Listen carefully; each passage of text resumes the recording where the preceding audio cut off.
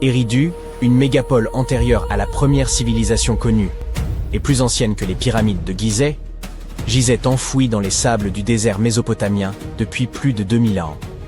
Une découverte scientifique récente bouleverse désormais nos connaissances sur cette cité antique.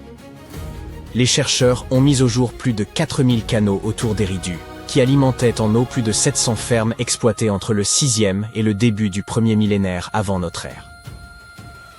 Eridu fut fondée vers 5400 avant Jésus-Christ et fut la ville des premiers rois, ainsi que la première cité historique selon la liste royale sumérienne, ce texte ancien gravé sur une tablette d'argile.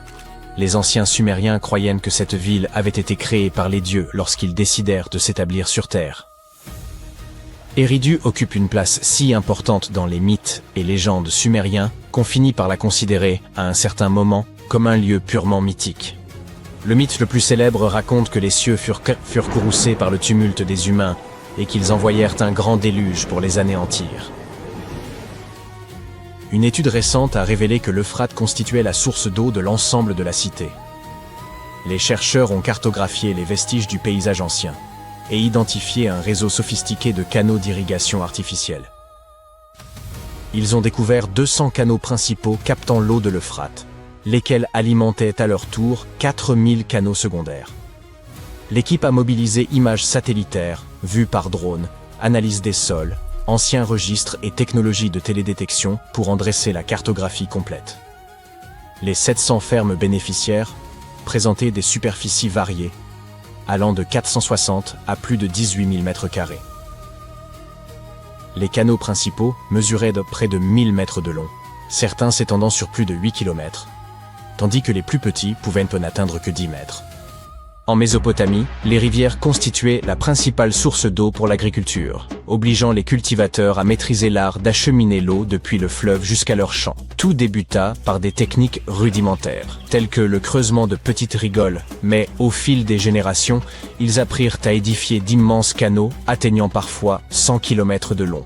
L'Euphrate lui-même facilitait leurs tâches. L'eau descendait naturellement le long de ces berges surélevées, et les brèches naturelles la laissaient s'épancher sur les terres voisines. Les chercheurs ignorent à quelle époque chaque canal fut utilisé, et il paraît improbable que les 4200 canaux aient fonctionné simultanément durant cette vaste période. Eridu fut jadis un centre religieux et commercial d'une grande importance, grâce à sa position stratégique sur le golfe Persique. Son économie reposait essentiellement sur la pêche, rendue possible par les eaux de l'Euphrate. Les chercheurs y ont découvert des filets et des poids de pêche, ainsi que des ballots entiers de poissons séchés. On y a également trouvé des modèles de bateaux en roseau, première preuve matérielle connue de navires construits par l'homme. La cité prospéra jusqu'à son abandon, vers 600 avant notre ère, pour une raison que les scientifiques ne parviennent toujours pas à expliquer. Les habitants, tout comme les pèlerins et marchands de passage, avaient épuisé les ressources locales et durent laisser la terre se régénérer à plusieurs reprises avant de partir définitivement. Cela coïncida avec le moment où l'Euphrate changea de cours, privant la ville de sa source vitale d'eau. Bien des siècles plus tard, en 1854, un fonctionnaire britannique nommé John George Taylor fut envoyé en mission dans la région afin d'examiner un site isolé, Tel Abu Shahrain, constitué d'un ensemble de monticules appelés Tels, vestiges d'anciens peuplements humains. D'abord, Taylor demeura peu impressionné. Il espérait tomber sur des trouvailles majeures, telles que des statues, des inscriptions ou les ruines de temples et de palais. Faute de temps, il ne découvrit que des murs, des drains, des plateformes de pierre et des fragments de colonnes en calcaire ornés de minuscules cônes en mosaïque. Il ignorait alors que ces monticules apparemment sans intérêt abritaient l'une des plus anciennes cités terrestres, Eridu. L'intérêt du British Museum fut immédiat, mais les premières fouilles de grande ampleur ne débutèrent qu'en 1946. Les autorités irakiennes s'y impliquèrent activement, espérant éclairer les origines les plus anciennes de l'histoire mésopotamienne.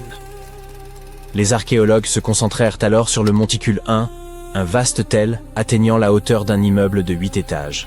Ils mirent rapidement au jour une portion d'une pyramide à degrés inachevés, une ziggourate datant de la fin du 3e millénaire avant notre ère. En approfondissant les fouilles, ils révélèrent des strates de vie humaine remontant de plus en plus loin dans le passé. Certaines couches appartenaient à la période d'Uruk, d'autres à une époque encore antérieure aux Sumériens, appelée protohistoire. Dans ces niveaux inférieurs, ils découvrirent plusieurs reconstructions successives du temple d'Enki, la divinité tutélaire de la cité. Ce sanctuaire fut rebâti maintes fois durant plus de 2 millénaires.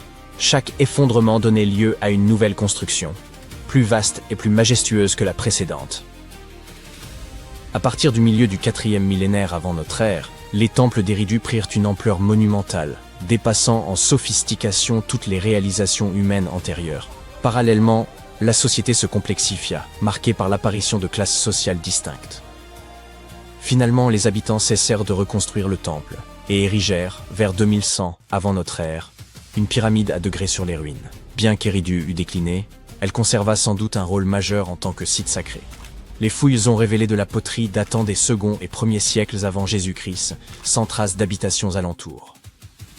Les Sumériens furent, sans conteste, un peuple d'une ingéniosité remarquable. Vers 1500 avant notre ère, ils inventèrent la charrue semoir, un instrument permettant de labourer et d'ensemencer simultanément, tiré par des bêtes de somme telles que les bœufs. Cet outil était même accompagné d'instructions précises. L'almanach du fermier sumérien prodiguait des conseils sur l'art d'accroître les récoltes grâce à un labour et une irrigation bien maîtrisée. Ces méthodes agricoles ingénieuses permirent de nourrir davantage de personnes, favorisant la croissance des cités, l'émergence d'un pouvoir organisé et un approfondissement de la vie religieuse. À mesure que leur ville prospérait, les Sumériens développèrent aussi leur savoir en écriture, en mathématiques et en spiritualité. Il y a 5000 ans, ils avaient déjà mis au point le cunéiforme, l'un des tout premiers systèmes d'écriture de l'humanité. Une autre découverte récente, issue de la même région du monde, démontre que la bureaucratie existait déjà il y a 4 millénaires. Les archéologues ont exhumé d'anciennes tablettes administratives dans une autre cité sumérienne, Girsu. Ces tablettes d'argile constituent la plus ancienne preuve tangible connue du tout premier empire au monde, l'empire d'Akkad. Elles furent retrouvées dans un bâtiment d'archives d'État en briques crues, divisé en plusieurs salles qui servaient vraisemblablement de bureaux. Avant cette découverte, le fonctionnement interne de cet empire, le premier répertorié dans l'histoire, rappelons-le, demeurait obscur. Mais, grâce aux fouilles menées à Girsu, les chercheurs disposent désormais de preuves claires et irréfutables de l'existence d'un système administratif élaboré. Ces documents consignaient tout, livraison, dépenses et inventaire, des poissons et moutons jusqu'aux grains, tissus et pierres précieuses. Ils comportent également des registres de population mentionnant les noms, âges et métiers des hommes, des femmes et des enfants. Une forme primitive de recensement. Ces données ont révélé que les femmes occupaient une place essentielle dans la société akkadienne. Certaines femmes occupèrent des positions d'influence, telles que celles de grandes prêtresses. Les tablettes révèlent aussi une large variété de métiers. Des artisans qualifiés comme les tailleurs de pierre aux travailleurs plus modestes, tels que les balayeurs des temples.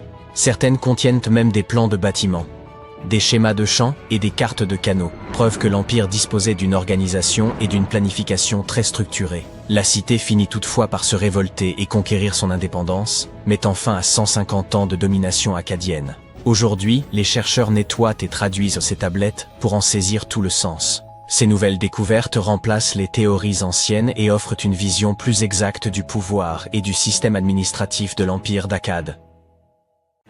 Supposons qu'une autre espèce, humanoïde ou delphinoïde, ait pu exister il y a des millions d'années. Comment retrouver sa trace ? Dans un épisode de Doctor Who, il était question d'une civilisation industrielle non humaine ayant existé sur Terre bien avant nous. Ces reptiles, appelés siluriens, furent contraints de s'enfoncer dans les profondeurs de la Terre à la suite d'une hausse catastrophique des températures. Ils y survécurent pendant des siècles. C'est ce qui a incité les scientifiques à créer l'hypothèse silurienne. S'il existait une civilisation avancée avant la nôtre, nous devrions en trouver les traces quelque part. Eh bien, essayons. Le climatologue Gavin Schmidt et l'astrophysicien Adam Frank ont décidé de se pencher sur la question. Toute civilisation technologiquement avancée est avide d'énergie. Ces scientifiques recherchent donc des effets globaux qui laisseraient une trace importante. Par exemple, des indices de processus industriels à grande échelle, comme les usines et les fabriques, et leurs résidus. Vient ensuite la question de la durée de vie de ces civilisations. Si elles ont existé sur une longue période, nous devrions rechercher des signes durables, tels que des résidus de combustion de matières fossiles, des extinctions massives, des substances chimiques synthétiques non présentes dans la nature et même des traces de fission nucléaire. En fait, nous devrions rechercher toutes les choses que l'homme laisse aujourd'hui derrière lui comme preuve de ses activités. Malheureusement, ces preuves ne sont pas si faciles à trouver.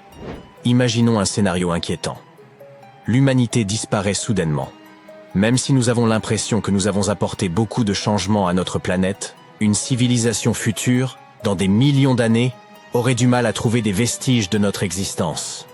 Pourquoi ? Notre planète existe depuis 4 ou 5 milliards d'années. La vie complexe sur Terre existe depuis plus de 400 millions d'années. En comparaison, notre période industrielle n'a duré qu'environ 300 ans et nous n'avons toujours pas laissé de traces significatives. Nos archives sur l'histoire de la Terre sont pleines de lacunes, surtout si l'on remonte très loin en arrière. Le registre des fossiles ne contient que quelques éléments. Il est très sélectif et incomplet. En moyenne, un fossile apparaît tous les 10 000 ans, et les empreintes de dinosaures sont encore plus rares. Les montagnes s'élèvent, les océans changent, et la tectonique des plaques peut facilement effacer les traces de civilisations entières. Après quelques millions d'années, il y a de fortes chances que tout signe physique d'une civilisation ait disparu. Pour trouver au moins quelque chose, nous devons rechercher des éléments tels que des configurations sédimentaires anormales ou des taux isotopiques inhabituels. En outre, les fossiles se forment principalement dans l'eau, ce qui nous empêche de savoir quelle fut la destinée des créatures terrestres. Ainsi, même s'il existait il y a des millions d'années une société technologiquement avancée, et même si elle était beaucoup plus avancée que la nôtre, nous aurions beaucoup de mal à trouver des indices de son activité. Frank et Schmitt tentent de comprendre comment nous pourrions espérer en repérer les traces. La découverte de véritables villes serait la preuve ultime de l'existence d'une civilisation de type silurien sur Terre. Mais Adam Frank n'est pas très optimiste. Même aujourd'hui, nos villes représentent moins de 3% de la surface du globe. Il est donc facile de passer à côté des ruines d'anciennes cités. La survie d'une ville sur des dizaines de millions d'années dépend du niveau d'affaissement de la terre qui l'entoure. Elle peut soit se retrouver enfermée dans la roche, soit se voir érodée par la pluie et le vent. Ainsi, des lieux tels que le quartier français de la Nouvelle-Orléans ont plus de chances de figurer dans les archives géologiques que par exemple le quartier de Haight-Ashbury à San Francisco. En ce qui concerne la découverte d'objets anciens, les chances sont également assez minces. Aucun iPhone préhistorique ne survivrait sur des millions d'années, quel que soit son matériau. Trouver des restes fossilisés est peut-être un peu plus probable, mais cela reste problématique. Étant donné que l'homme moderne n'existe que depuis une centaine de milliers d'années, il est tout à fait possible que nous ne voyions tout simplement pas les traces d'une espèce plus ancienne et plus avancée. Mais tout n'est pas sans espoir. Nous pourrions tomber sur ces traces dans les roches. Notre époque chaotique actuelle pourrait laisser une marque dans l'histoire géologique de la Terre. D'autant plus que nous sommes en train de vivre un PETM 2.0. J'y reviendrai dans un instant. Les chercheurs s'efforcent donc d'étudier les changements dans le cycle du carbone. Depuis le XVIIIe siècle, l'activité humaine génère une grande quantité de carbone fossile. Il en résulte une marque particulière dans le rapport isotopique du carbone. Une sorte de signature qui montre la différence entre le carbone présent dans les êtres vivants, tels que les coquillages, et le carbone présent dans les roches volcaniques sans vie. Les scientifiques cherchent également à identifier des indices dans la disposition des sédiments. La présence de grands deltas côtiers peut signifier que des rivières artificielles furent autrefois creusées par les habitants d'une civilisation hypothétique. Des traces d'azote peuvent suggérer une agriculture à grande échelle, où l'on utilisait beaucoup d'engrais. Des pics de concentration de métaux dans les sédiments pourraient révéler la présence de rejets provenant d'industries lourdes. Bien entendu, une seule découverte de ce type ne nous apprendrait rien.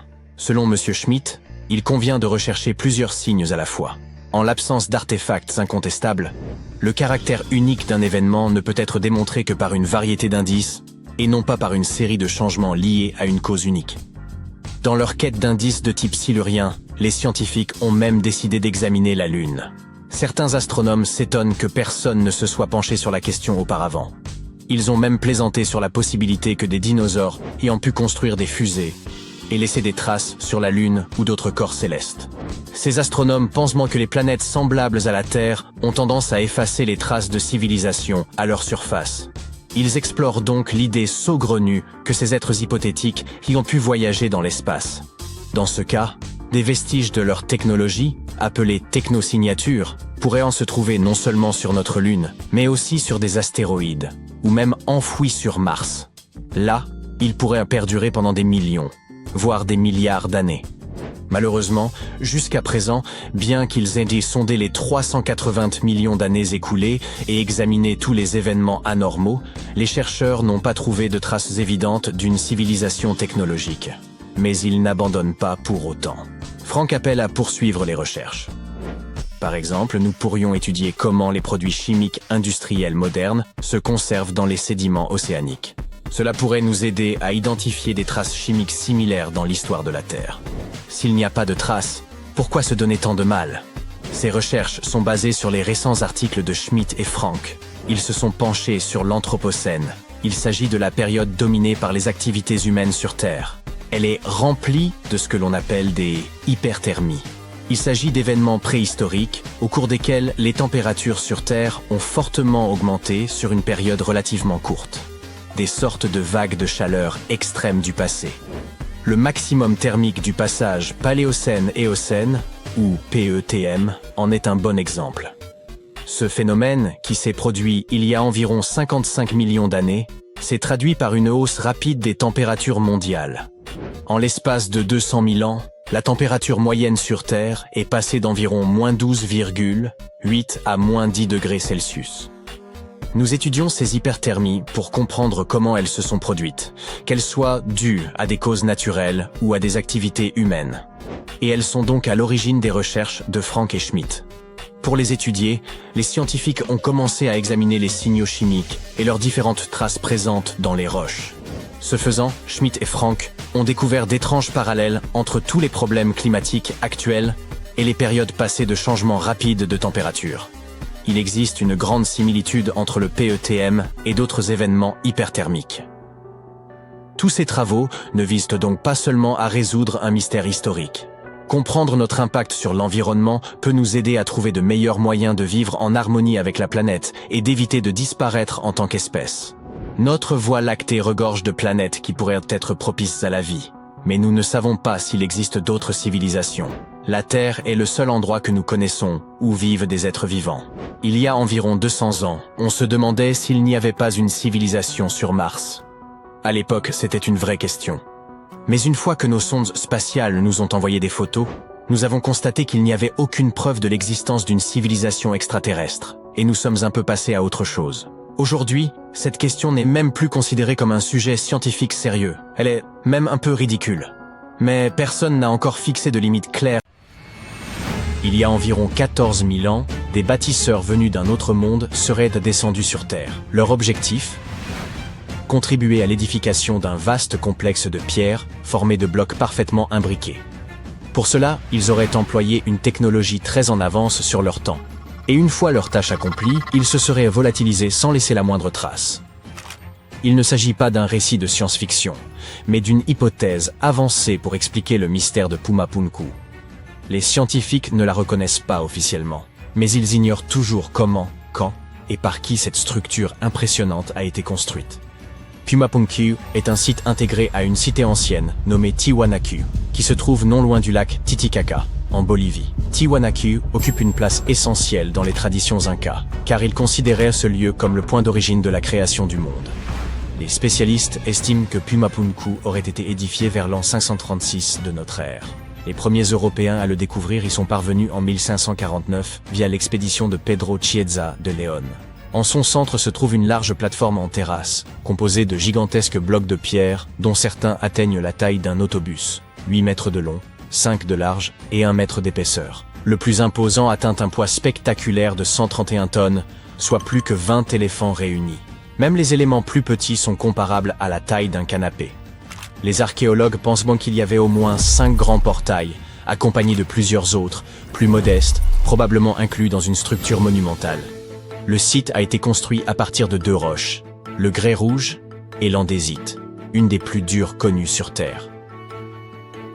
Ces blocs en forme de hache s'imbriquent comme les pièces d'un puzzle. Ils paraissent tous identiques, comme issus d'une production industrielle, ce qui semble invraisemblable pour une civilisation ancienne. Comme on l'a souligné, même les plus petits semblent démesurés. Chaque bloc a été sculpté avec des trous et des rainures d'une extrême précision. Les bâtisseurs réussirent à tracer des lignes parfaitement droites découper des angles identiques, polir des surfaces nettes et percer des trous réguliers. Certains spécialistes pensent qu'ils recouraient à des techniques sophistiquées, bien qu'aucun outil n'ait été retrouvé. Il fallut un millénaire à d'autres pour atteindre une telle précision. Parmi les énigmes les plus déconcertantes figure celle du transport de ces énormes pierres. Le site de Pumapunku se trouve à une altitude vertigineuse de 3840 mètres, dans une région si élevée que même les arbres n'y poussent pas. Les bâtisseurs de l'époque ne disposaient ni de roues, ni de grues, ni d'engins motorisés. Et pourtant, ils ont déplacé ces masses colossales sur de longues distances depuis leur carrière d'origine. Certains avancent l'hypothèse de cordage en peau de lama et de rampe, mais la vérité demeure incertaine. La théorie la plus largement retenue attribue ce site monumental à la civilisation Tiwanaku, qui prospéra dans la région entre 500 et 1000 de notre ère. Le complexe était immense et structuré en plusieurs espaces.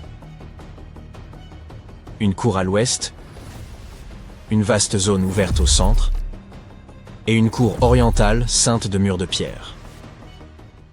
Autrefois, ce lieu devait offrir un spectacle d'une rare splendeur. Des plaques de métal poli scintillaient au soleil, des tissus éclatants et des céramiques raffinées ornèrent les édifices, tandis que des hommes aux costumes élaborés déambulaient sur la place centrale. Pourtant, une incohérence demeure. Le peuple Tiwanaku n'a laissé aucun témoignage écrit relatant les techniques utilisées pour bâtir Pumapunku. Un tel exploit aurait sans doute laissé quelques indices. Or, il n'en existe aucun. Par ailleurs, le peuple Tiwanaku ne possédait pas les technologies qui auraient permis de tailler et de déplacer d'immenses blocs de pierre avec une telle précision. Les premiers historiens de l'architecture ayant analysé le site de manière rigoureuse ont estimé qu'un simple percuteur en pierre n'aurait jamais permis d'obtenir un tel degré de finesse. Et aucun outil métallique lié à cette construction n'a été mis au jour. C'est pourquoi on a émis l'hypothèse que les bâtisseurs ont pu recourir à des instruments atypiques que les chercheurs modernes n'auraient même pas identifiés comme des outils. Une théorie suggère que ces anciens bâtisseurs auraient pu découvrir un procédé permettant d'assouplir la pierre, la rendant ainsi plus facile à façonner avant qu'elle ne durcisse à nouveau. D'autres supposent qu'ils auraient versé de la roche liquide dans des moules, à l'image du béton que nous utilisons aujourd'hui. Si tel était le cas, cela impliquerait l'existence d'une civilisation avancée en Amérique du Sud, bien plus ancienne que ce que nous pensions. Certains relient même cette idée à la légendaire Atlantide, ou à d'autres civilisations disparues qui auraient atteint un niveau de savoir remarquable, avant d'être anéanties par quelques catastrophes. Les légendes locales racontent que des divinités dotées de pouvoirs surnaturels auraient façonné et soulevé les énormes blocs de pierre. D'autres gens avancent que Pumapunku était si sophistiqué que ses bâtisseurs auraient bénéficié de l'assistance de visiteurs venus du cosmos. Ces découpes d'une précision remarquable et ces pierres massives évoquent des techniques de construction contemporaines. Les partisans de cette thèse affirment également que certaines figures sculptées à Tiwanaku semblent arborer des éléments ressemblant à des casques, ce qui pourrait, selon eux, indiquer une origine extraterrestre. Pour contester cette théorie, des scientifiques de l'Université de Californie, à Los Angeles, ont entrepris de modéliser Pumapunku à l'aide de relevés anciens d'une extrême précision. Ils ont conçu une réplique numérique du site, puis en ont imprimé une version miniature, réduite à 4% de sa taille d'origine. Une fois les pièces imprimées, l'équipe les a triées selon leur taille, forme et motif, comme un gigantesque puzzle. Certains blocs possédaient des rainures spéciales pour accueillir des pinces métalliques, tandis que d'autres comportaient des gravures ornementales. Lorsqu'ils ont achevé la maquette, ils ont découvert qu'un bâtiment présentait un design familier, semblable à celui de deux sites voisins. Ce constat a apporté la preuve que Pumapunku avait été construit par des humains, non par des visiteurs de l'espace. Au fil des siècles, des individus ont dérobé des pierres de Pumapunku et les ont dispersées ailleurs, ce qui a compliqué la tâche des archéologues. Pour pallier cela, l'équipe de l'UCLA a mis en place une archive numérique, permettant aux chercheurs du monde entier d'étudier ce site sans devoir se déplacer jusqu'en Bolivie. Ainsi, il est possible que de nouvelles découvertes viennent éclairer ce mystère. Un autre ouvrage ancien, toujours impressionnant de par sa précision extrême, est le Serapeum de Saqqara, une vaste nécropole construite il y a environ 3000 à 3500 ans. Il fut découvert par hasard en 1850 par le scientifique français Auguste Mariette. À l'intérieur du Sérapéum, ce dernier découvrit un long couloir souterrain. De part et d'autre de ce corridor se dressaient d'immenses salles en pierre, abritant de gigantesques sarcophages faits de granit. Ceux-ci n'étaient pas destinés à des êtres humains, mais aux taureaux sacrés Apis. Ceux-ci étaient vénérés comme des rois, car on les croyait choisis par les dieux. Selon les Égyptiens, ces taureaux étaient les incarnations du dieu Ptah, et possédèrent des pouvoirs magiques destinés à protéger le royaume. Certains de ces sarcophages de pierre pesaient environ 70 tonnes. Ils se distinguaient par leurs angles parfaitement droits et leur surface lisse. Des marques de rouleaux sur le sol, ainsi que des treuils en bois munis de leviers, ont été découverts, témoignant des méthodes employées pour déplacer ces lourdes pierres. Étant donné que les chambres funéraires étaient plus basses que le sol du couloir, les ouvriers les remplissèrent de sable, y roulaient le sarcophage, puis retiraient lentement le sable afin de le faire descendre avec précision à sa place. Une inscription gravée dans le sérapéum précise qu'il fallait 28 jours pour déplacer une seule de ces lourdes boîtes en pierre. Bien que ces sarcophages fussent destinés à des taureaux, ils étaient nettement surdimensionnés. En effet, les pharaons, souverains d'Égypte, étaient eux-mêmes enterrés dans de petits cercueils, ce qui rend l'existence de ces énormes sarcophages particulièrement étrange. Reste à élucider la raison pour laquelle le granit, pierre très difficile à travailler, fut préféré au calcaire. Certaines théories suggèrent que ces boîtes en pierre ne servaient pas uniquement de sépulture, mais pourraient avoir fonctionné comme d'anciens générateurs. Les Égyptiens maîtrisaient le processus de fermentation. Si l'on déposait des aliments ou de la viande dans une boîte en granit parfaitement hermétique, la fermentation engendrerait une accumulation de pression à l'intérieur. Le granit renferme du quartz, un cristal capable de produire de l'électricité lorsqu'il est comprimé. Lorsque cette pression augmentait, le couvercle de la boîte pouvait s'ouvrir brusquement, libérant ainsi le gaz accumulé.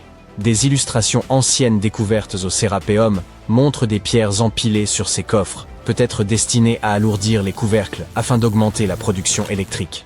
Des millénaires plus tard, les explorateurs qui ouvrirent ces boîtes ne trouvèrent que des ossements de taureaux, sans doute parce que toute matière organique avait disparu avec le temps.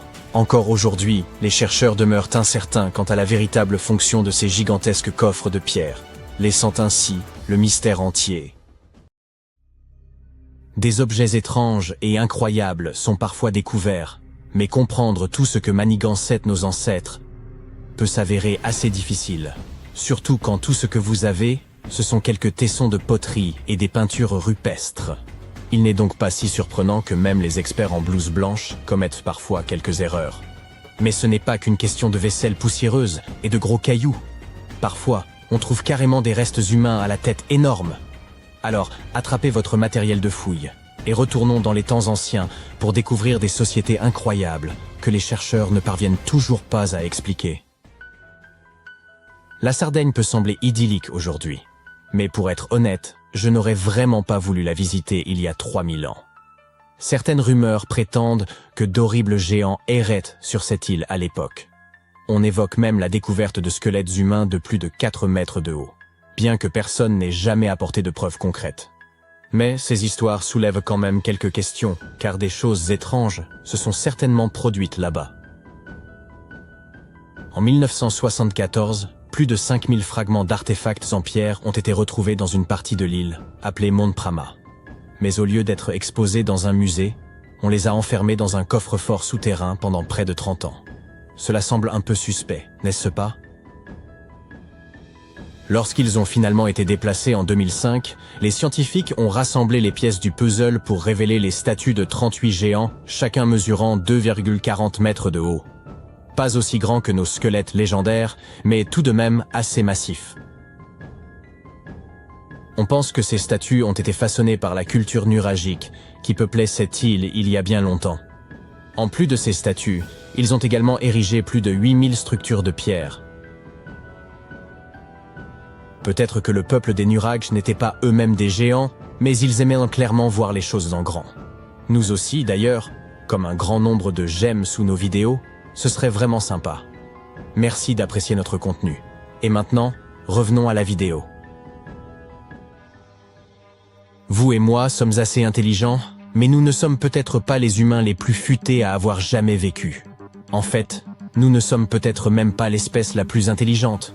Depuis 1913, des restes de crânes retrouvés en Afrique du Sud ont suggéré l'existence d'un concurrent potentiellement plus intelligent que nous, baptisé l'homme de Boskop. Cette espèce semblable à l'homme pourrait avoir existé aussi récemment qu'il y a près de 10 000 ans. Leurs crânes suggèrent qu'ils avaient de très grosses têtes, ce qui signifie que leur cerveau aurait pu être jusqu'à 30% plus gros que les nôtres. Waouh! Leur QI moyen aurait ainsi pu atteindre les 149 points, ce qui les placerait parmi les 0,5% des gens les plus intelligents aujourd'hui. Mais si le cerveau des hommes de Boskop était tellement plus développé, pourquoi ne sont-ils plus parmi nous? Eh bien, plus grand ne signifie pas toujours meilleur, vous savez. Nos cerveaux sont beaucoup plus conséquents que ceux de nos cousins primates, principalement dans le cortex préfrontal. Cette partie participe à des tâches complexes comme prendre des décisions, se souvenir des choses à court terme et être conscient de nous-mêmes. Les parties du cerveau qui régissent nos sens et nos mouvements, elles, n'ont pas vraiment beaucoup grandi. Peut-être les Boskops passaient-ils trop de temps à méditer sur le passé plutôt qu'à accomplir des choses pratiques comme la chasse. Mais tout cela n'est que supposition. Nous ne savons pas vraiment ce qui est arrivé à nos cousins à grosse tête. Certains soutiennent même que les Boskops n'étaient guère différents de nous, les seules preuves étant ces fameux morceaux de crâne. La jungle est immense. Saviez-vous que la forêt amazonienne abritait environ 30% de toutes les espèces de plantes et d'animaux du monde? C'est impressionnant. Cependant, l'histoire d'une espèce humaine locale a longtemps intrigué les scientifiques. La mystérieuse civilisation Khazarabe a vécu ici pendant des centaines d'années, avant de disparaître aux alentours de 1400 après Jésus-Christ. On pensait que l'Amazonie ne comptait que quelques tribus disparates. Mais récemment, nous avons découvert de grandes formes inhabituelles gravées dans le sol et appelées géoglyphes. Ces derniers peuvent s'apparenter à de simples fossés peu profonds. Mais ce sont en réalité les vestiges d'une vaste civilisation qui s'étendent sur 1000-3000 km² et comprennent environ 450 symboles, certains larges de 400 mètres. C'est époustouflant.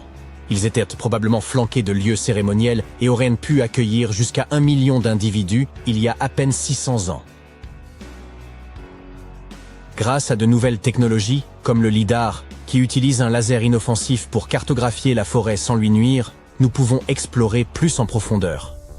En 2019, le scanner a montré des kilomètres de routes et de sentiers surélevés, et même des pyramides de plus de 20 mètres de hauteur. On a découvert 26 zones de peuplement distinctes, dont 2 mesuraient au moins 100 hectares chacune. Ça représente la superficie de 330 terrains de football.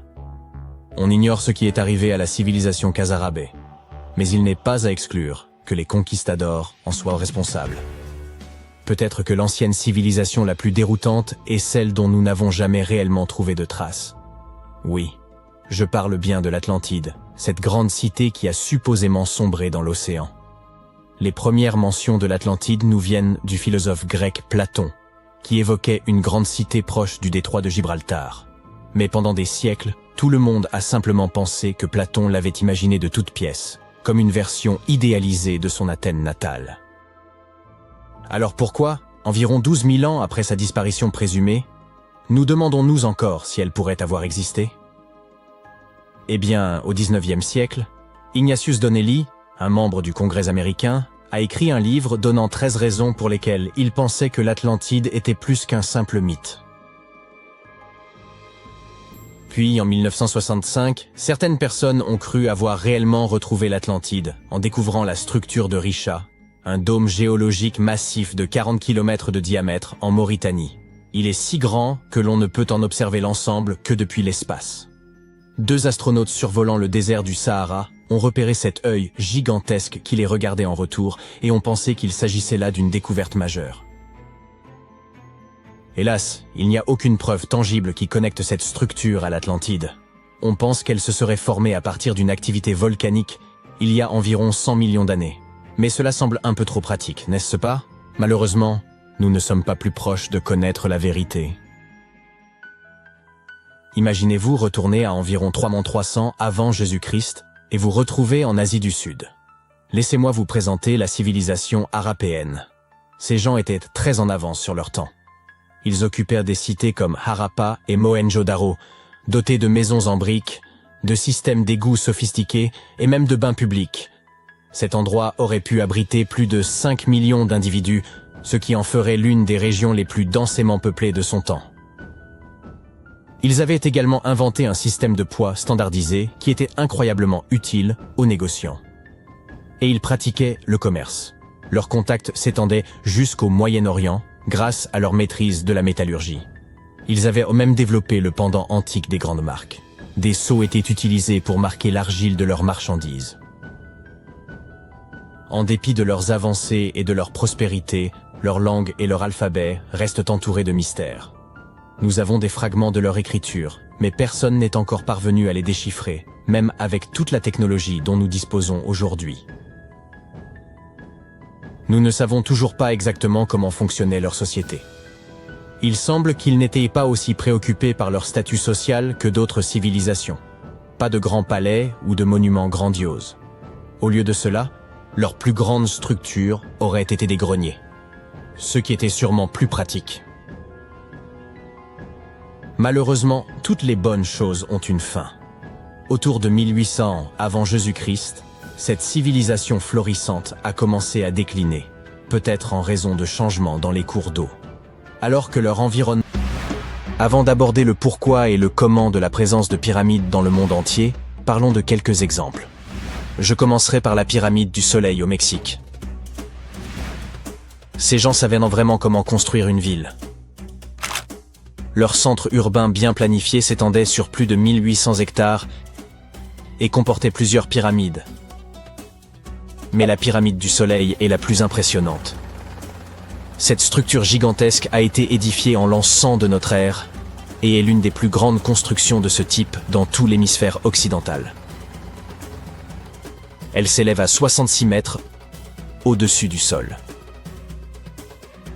Si vous vous retrouvez un jour dans cette ancienne cité, vous ne pourrez pas manquer la pyramide du Soleil. Elle se trouve juste à l'est de l'allée des Morts, la principale rue nord-sud de la ville. Pour construire cette incroyable pyramide, environ 765 000 mètres de matériaux ont été utilisés, dont une roche volcanique rouge appelée Tézontl. Impressionnant, non ? Nous en savons assez peu sur ceux qui ont construit cette pyramide et sur sa fonction.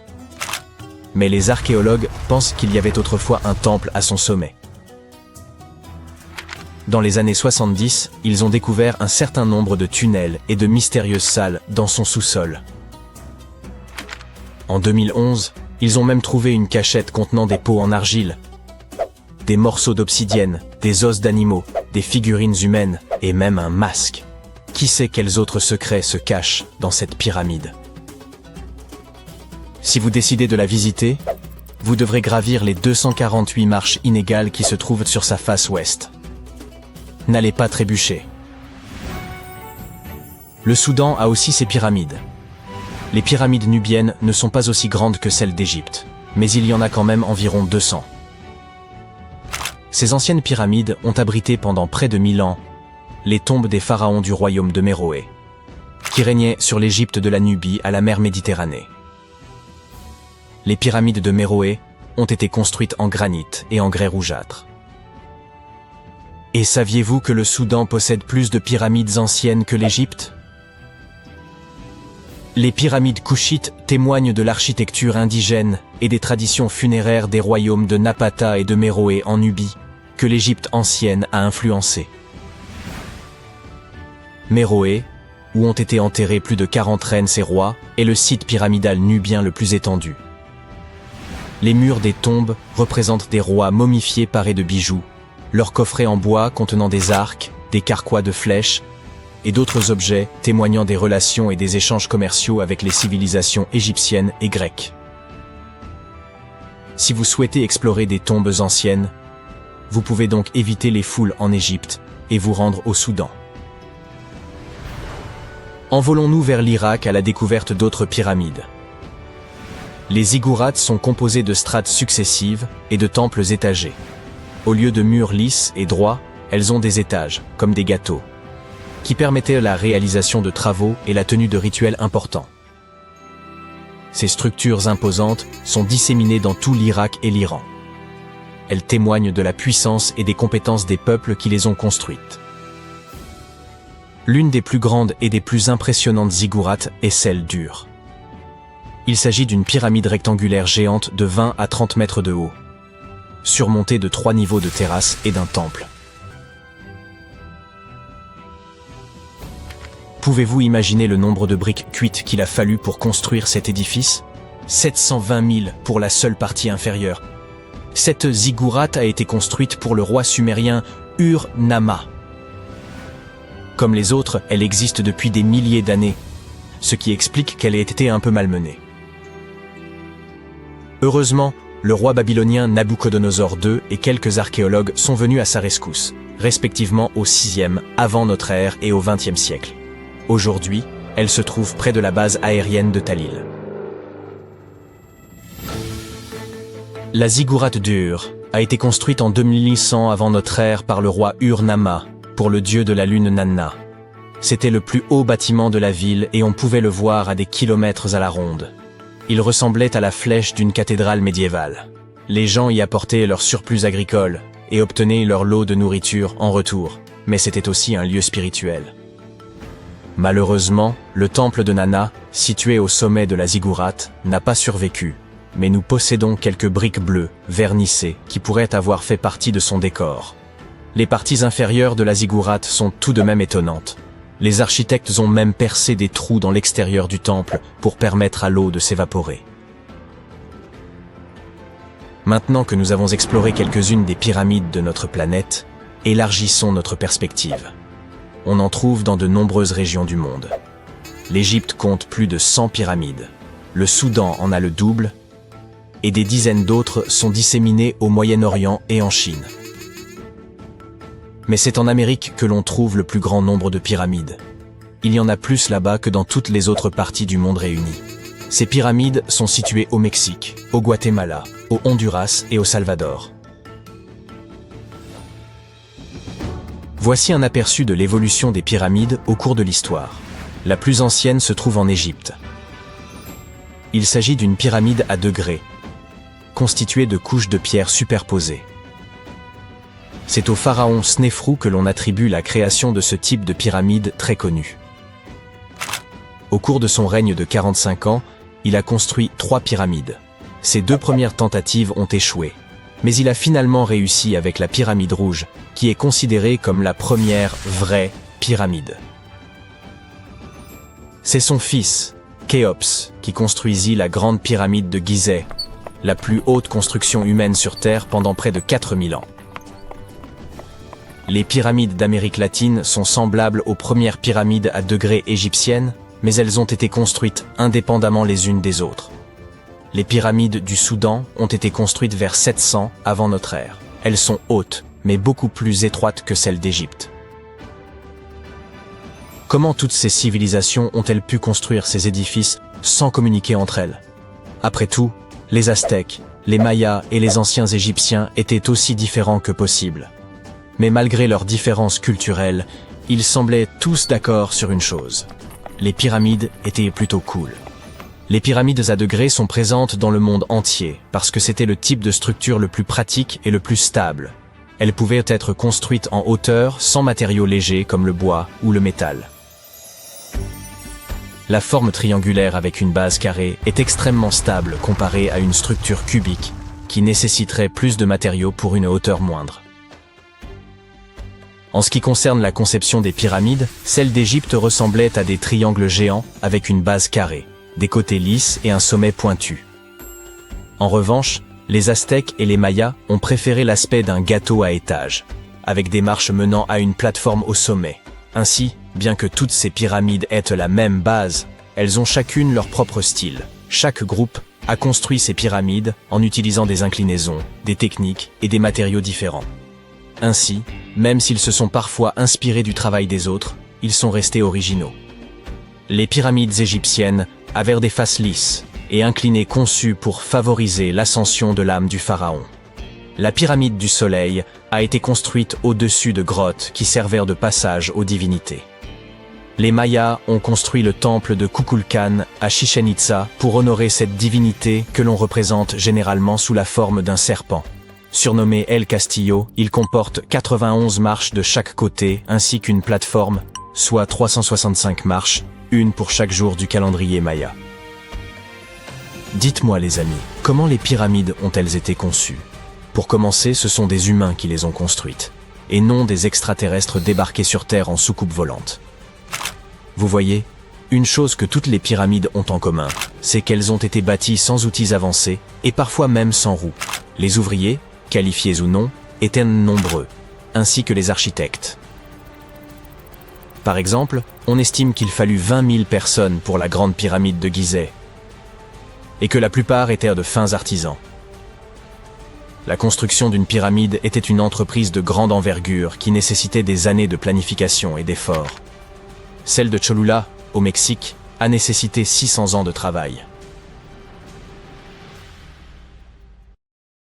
À un moment donné de sa longue et très intéressante histoire, notre chère planète Terre était en train de roupiller tranquillement, faisant son petit bonhomme de chemin, tournant autour du Soleil.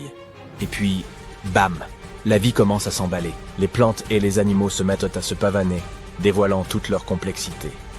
Un peu plus tard, il y a environ 65 millions d'années pour être exact, une catastrophe cosmique se produit. C'est du moins ce que nous supposons. Un astéroïde s'est probablement écrasé sur la Terre, anéantissant les dinosaures et un tas d'autres grands animaux. Nous n'avons pas beaucoup plus de détails sur l'astéroïde en question. Mais nous savons qu'il était extrêmement massif et qu'il s'est écrasé sur notre précieuse planète, créant un chaos poussiéreux qui s'est répandu partout. Aujourd'hui encore, on trouve des vestiges de cette couche de poussière dans les roches sédimentaires. Si tu creuses en dessous, tu y découvriras tout un tas de fossiles. Ces créatures préhistoriques menaient la grande vie avant que l'astéroïde ne vienne gâcher la fête. Imagine que la planète fasse le ménage, laissant un tas d'espaces vides qui n'attendent que d'être remplis. Et devine qui a profité de l'occasion ? Les mammifères pardis. Ces petites créatures à fourrure se sont faites connaître. Mais comment se fait-il que cette catastrophe ait été une si belle opportunité pour eux ? C'est assez simple, en fait. En l'absence de persécuteurs, ils ont grandi, se sont multipliés et ont vu leur population s'étendre. Toutes sortes de mammifères se sont joints à eux pour combler les vides. Primates, rongeurs, bref, toute la bande à fourrure. Nous parlons ici de mammifères placentaires, de marsupiaux et même de mammifères pondant des œufs, ce qui ajoute une sérieuse touche de variété au mélange. Nous aimons considérer les primates comme nos plus proches parents sur Terre. Quelle est leur histoire ? Il y a environ 63 millions d'années, quelques millions d'années après la dernière danse des dinosaures, les primates ont décidé qu'il était temps de se réunir en famille. Ils se sont divisés en deux groupes. Les haplorhiniens, qui sont devenus les petits et les grands singes que nous connaissons aujourd'hui, et les strepsirrhiniens, qui sont devenus les lémuriens et les aïe-aïe. La fête ne s'est pas arrêtée là. Il y a environ 58 millions d'années, les haplorhiniens ont entamé leur propre petite mission. Un invité spécial, le tarsier, a fait son entrée en scène. Avec ses grands yeux parfaits pour toutes sortes de manigances nocturnes. Le tarsier a choisi un chemin différent de celui de ses parents primates, embrassant sa niche unique et évoluant à l'écart. Aujourd'hui encore, le tarsier est le seul primate à se nourrir exclusivement de viande. Ces petits bonshommes ont un goût prononcé pour les insectes, les petits oiseaux, les rongeurs et même les lézards. Mais ce n'est pas tout ce qui les rend uniques. Leurs yeux sont 2 fois plus grands que leur cerveau. Leur tête peut aussi effectuer une pirouette de 180 degrés, comme un hibou. Grâce à leurs caractéristiques, les tarsiers sont les véritables rois et reines de la nuit. Grâce à leur super pouvoir de repérage des ultrasons, ils peuvent détecter leur proie instantanément. De plus, leurs pattes et leurs pieds sont tels des ressorts, toujours prêts à les faire bondir. Ils possèdent un os spécial de la cheville, le tarse, qui leur permet d'effectuer des sauts de proportions épiques. D'où leur nom, si tu te posais la question. Mais laissons ces petites créatures se reposer et revenons à notre histoire. Il y a environ 55 millions d'années, la Terre a monté le thermostat, littéralement. Cette chaleur s'est avérée un peu trop difficile à supporter pour de nombreuses créatures et plantes des profondeurs de l'océan, et elles ont tiré leur révérence. Mais chaque fin est toujours le commencement d'autre chose, n'est-ce pas ? Les mammifères océaniques connus sous le nom de cétacés y ont vu leur chance et l'ont saisie. Ils se sont engouffrés dans ces niches vides et se sont rendus maîtres des mers. Dans cette catégorie de créatures, on retrouve la baleine bleue et le dauphin. Un primate particulier a fait son apparition il y a environ 47 millions d'années. Les scientifiques appellent aujourd'hui affectueusement le fossile de cette créature Ida. Cette petite merveille a fait sensation, car elle a d'abord été présentée comme le chaînon manquant de l'évolution humaine. Mais voici la partie la plus hilarante. Il s'est avéré qu'Ida ne faisait pas partie des haplorhiniens à nez sec, mais plutôt des strepsirhiniens à nez humide. Il y a 40 millions d'années, un autre événement majeur s'est produit dans le monde des primates. Les singes du Nouveau Monde, nos lointains cousins, ont décidé d'emprunter un chemin différent et de se détacher de notre lignée de singes de l'Ancien Monde. Ils ont pris leurs affaires et sont partis à la conquête de l'Amérique du Sud, où ils vivent encore aujourd'hui. Quelle est la différence entre les deux, me diras-tu? Eh bien, un élément crucial les distingue. Les singes de l'Ancien Monde avaient les narines orientées vers le bas. Il y a environ 25 millions d'années, une autre bande de singes est entrée en scène. Ceux-ci avaient une particularité, ils n'avaient pas de queue. Ces créatures uniques allaient redevenir nos plus proches parents. Il s'agit des singes et des grands singes, des mecs cool qui partagent avec nous un grand nombre de similitudes génétiques. Le premier singe à s'être libéré de cette folie simiesque est le gibbon. Il y a environ 18 millions d'années que ce petit acrobate a fait son entrée sur scène. Quelques millions d'années plus tard, les grands singes se sont également joints à eux. Les orang-outans auront été les pionniers, s'aventurant dans les régions sauvages du sud de l'Asie. Nous nous rapprochons de plus en plus du présent. Il y a 7 millions d'années, les grands singes ont pris un tournant significatif sur la route de l'évolution. L'une des voies menait à nos ancêtres, les futurs Homo sapiens, tandis que l'autre conduirait aux chimpanzés et aux bonobos. Ces deux branches de primates sont restées soudées pendant quelques millions d'années avant de prendre des chemins différents. Il y a 5 ou 6 millions d'années, un singe a changé la donne. L'Ardipithèque a fait son entrée dans l'histoire de notre évolution. Il possédait un talent très particulier, la bipédie. En effet, il s'agissait là de l'un des premiers singes à marcher sur 2 pieds, ce qui a probablement suscité la plus grande circonspection de la part de 16 compagnons primates. Les véritables vedettes, cependant, sont arrivées il y a environ 4 millions d'années. C'est l'équipe des Australopithèques, les premiers membres de la sous-tribu des Hominina, notre tribu à nous. Qu'est-ce qui les rendait si spéciaux? Eh bien, probablement le fait qu'ils soient venus aussi bien équipés, d'outils en pierre, pour être précis. Il semble qu'à un moment donné de leur évolution, ces astucieux primates aient commencé à utiliser la pierre pour se faciliter la vie. Maintenant, voici un tournant crucial de notre l'histoire. Il y a environ 2 millions d'années, nos ancêtres ont été confrontés à une famine de grande ampleur. La survie du plus fort était alors le mot d'ordre, et 2 stratégies ont vu le jour.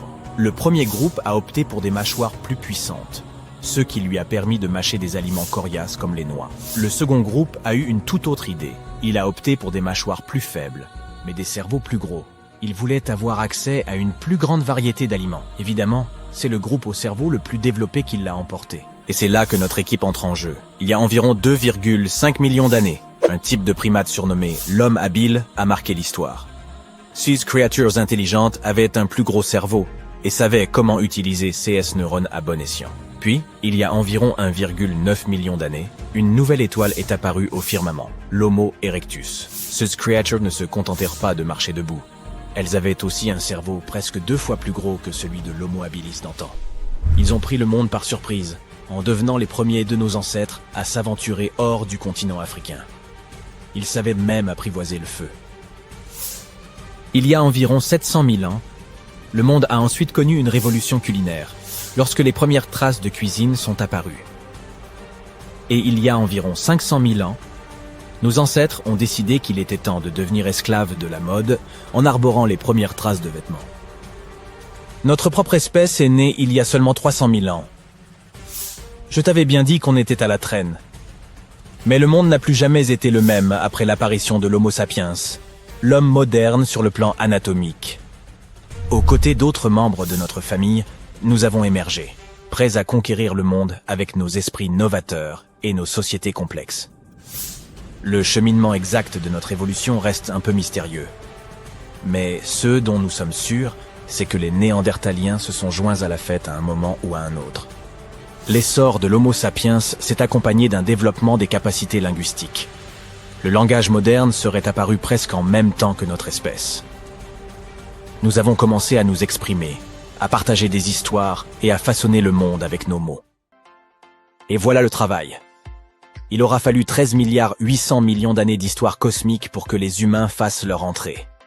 Réfléchis-y.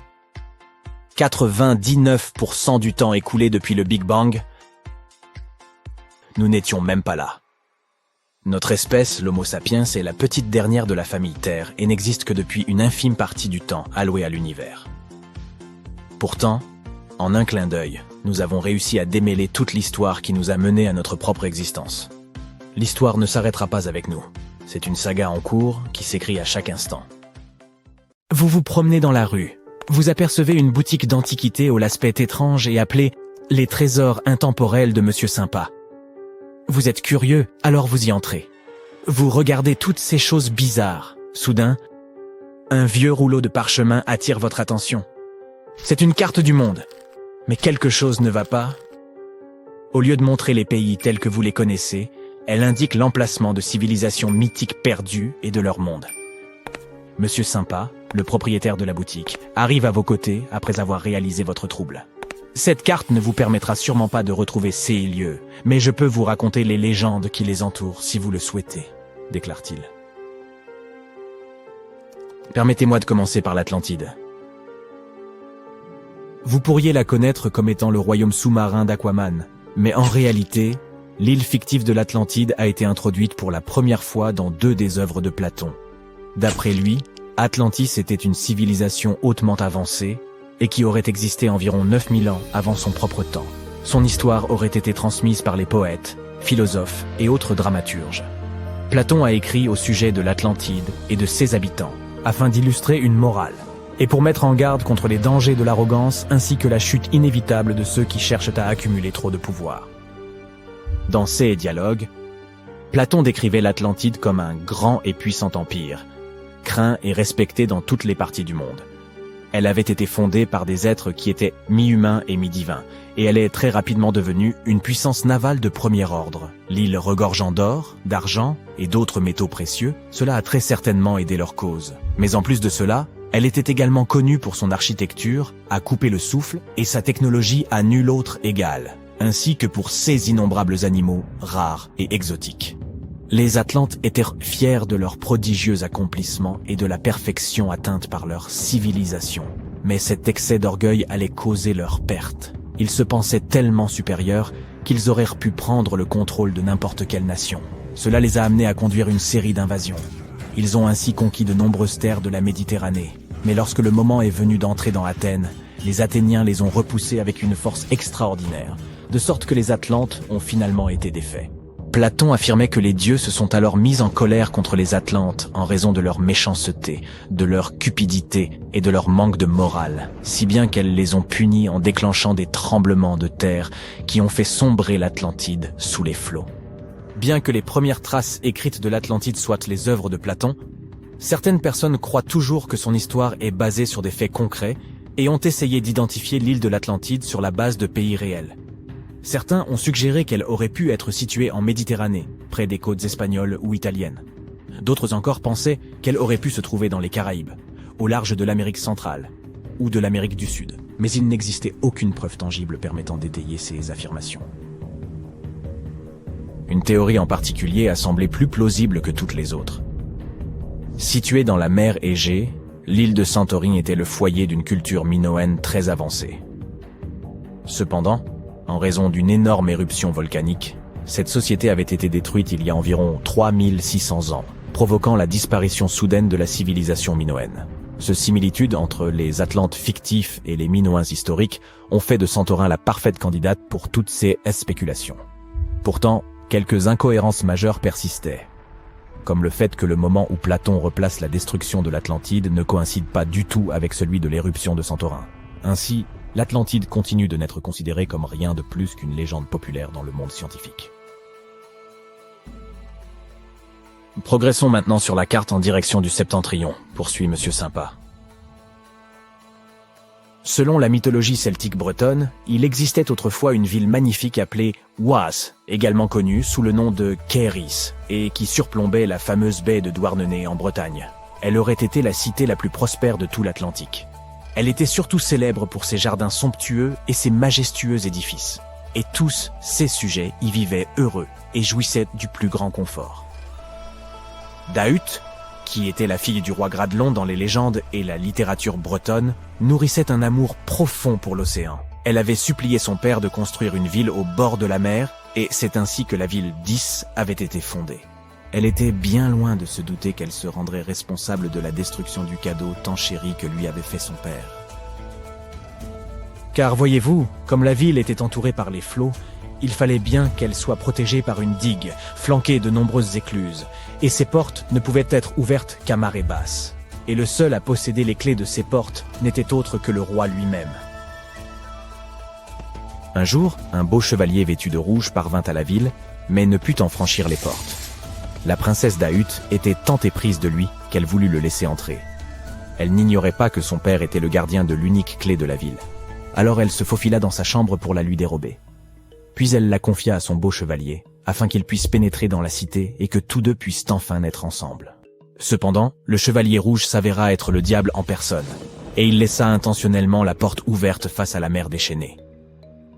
Les vagues eurent tôt fait d'engloutir tout Kérys. Le roi Gradelon parvint à s'échapper sur son cheval magique, mais pas sa fille.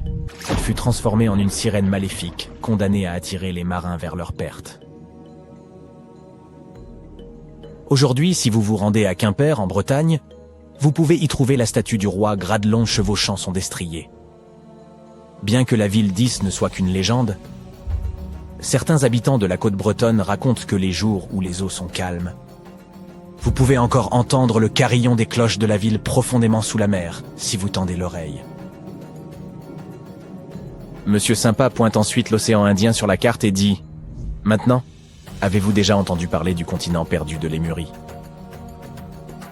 Au milieu du XIXe siècle, quelques savants ont suggéré qu'il existait autrefois un continent dans l'océan Indien, quelque part près du sud de l'actuel Sri Lanka. Le premier à populariser cette théorie aura été l'avocat britannique et zoologiste Philip Lutley Sclater. Dans son article « Les mammifères de Madagascar », il a prétendu avoir retrouvé des fossiles de lémurs en Inde plutôt qu'en Afrique. Cependant, cette découverte était proprement bouleversante pour lui, eu égard au fait que la terre d'origine des lémurs, Madagascar, se trouvait beaucoup plus proche de l'Afrique. Il a donc avancé que tout cela n'était possible que si un continent plus grand avait un jour connecté les deux. Il a suggéré que ce continent avait dû finalement sombrer au fond de l'océan. Il l'a ensuite baptisé la Lémurie, et ainsi est née cette théorie. Les chercheurs qui ont succédé à Sclater ont poussé sa théorie un peu plus loin, en avançant que la Lémurie aurait aussi été le foyer d'une race éteinte d'humains, appelée les Lémuriens, lesquels avaient 4 bras et d'énormes corps, et étaient également les ancêtres des humains modernes, ainsi que des petits lémurs contemporains. Bien entendu, au fur et à mesure que de nouvelles découvertes scientifiques ont été faites sur la tectonique des plaques, l'évolution des espèces et l'étude de l'ADN, les théories concernant le continent fictif de Lémurie ont été réfutées. La dernière terre de légende sur notre carte est Agartha, annonce Monsieur Sympa. Prenant ses racines dans le mysticisme oriental, une légende raconte qu'il existerait un royaume répondant au nom d'Agartha, et qui se trouverait profondément enfoui sous la surface de la Terre. C'est là que les 4 coins du monde seraient reliés par des chemins et des tunnels. On murmure qu'il existerait une entrée secrète vers Agartha, cachée dans le désert de Gobi, et qu'elle aurait été construite par les Agarthiens eux-mêmes en utilisant une technologie si avancée qu'elle ne pourrait pas être détectée par nous autres, les gens de la surface. Selon certaines croyances, Agartha existerait pour contrebalancer l'énergie du monde du dessus. Alors que nous vivons dans un état de précipitation et d'émotions exacerbées, ce monde sous nos pieds en serait l'exact opposé. D'aucuns affirment même que ceux qui ont échappé à la destruction de l'Atlantide se seraient réfugiés ici pour continuer leur vie au cœur de la Terre. Et pourtant, d'autres pensent qu'il s'agirait en réalité d'une contrée grouillante de toutes sortes de monstres. Mais il n'y a pas lieu d'avoir peur, puisque la science moderne a prouvé que le noyau terrestre était tout sauf creux, mais plutôt une boule de fer solide surchauffée. Vous pouvez donc d'ores et déjà annuler vos projets de voyage vers le centre de la Terre. Merci, Monsieur Sympa. Un jour, je parcourais la jungle, muni d'une carte mal dessinée sur un morceau de tissu. Après des jours de marche, j'atteignis un ancien temple maya. Dès que j'y entrais, un bruit étrange se fit entendre. Je me retournai pour partir, mais soudain, le sol se fissura sous mes pieds, et je tombai directement dans une tombe vieille de 1600 ans. Finalement, j'eus de la chance. Ce jour-là, je ressortis chargé des jades étincelants, de coquillages sculptés, et je trouvais aussi un masque effrayant. Sa malédiction me hante toujours aujourd'hui. Bon, ça ne s'est peut-être pas passé exactement comme ça. Ou peut-être que ça ne m'est même pas arrivé. Hélas, l'archéologie dans la vraie vie, c'est pas comme les films d'Indiana Jones. Cependant, les découvertes peuvent être tout aussi importantes. Surtout au Belize, où des archéologues viennent de découvrir la première tombe identifiable d'un souverain dans la ville maya perdue de Caracol. Après 40 ans de fouilles. Une équipe a finalement réussi à ouvrir une chambre cachée, enfouie profondément sous une structure qu'ils avaient déjà étudiée. Et à l'intérieur de cette tombe, qui a environ 1600 ans, se trouvait Tekab Shak, le premier roi connu de Caracol. On traduit couramment son nom par « Dieu de la pluie et de la branche d'arbre », ce qui est très poétique et vraiment génial. Le roi Tchak était considéré comme une divinité maya qui contrôlait la pluie, le tonnerre et les éclairs. Selon le folklore, il utilisait des haches pour frapper des serpents porteurs de pluie dans le ciel, et il se mettait à pleuvoir. Le roi enterré est considéré comme le fondateur de la dynastie. Et cette dynastie a duré plus de 460 ans. Et en jugeant par ce qui a été enterré avec lui, nous pouvons supposer que le roi Shahak était très admiré. Sa tombe contenait des perles de jade, des os sculptés, des bijoux en coquillage et des vases en poterie rituelle. L'un de ces vases représente Ekchua, la divinité maya du commerce, recevant des offrandes. D'autres montrent des prisonniers liés. Les archéologues ont su qu'ils avaient trouvé une haute royauté lorsqu'ils ont remarqué des quantités considérables de cinabre rouge dans la tombe, un matériau rare et coûteux propre au monde maya. Il y avait aussi un masque en mosaïque de jade, assemblé comme un puzzle pour couvrir le visage du roi d'un vert éclatant. On n'utilisait pas seulement le jade parce qu'il est très brillant. Il était sacré et symboliquement associé à la vie et à la mort. Le jade poli scintille comme s'il avait été trempé dans de l'eau, et il est froid au début mais se réchauffe rapidement dans la main. Pour les anciens Mayas, cette qualité faisait du jade une substance vivante, respirante. Et pour cette raison, il possédait une grande importance religieuse et spirituelle.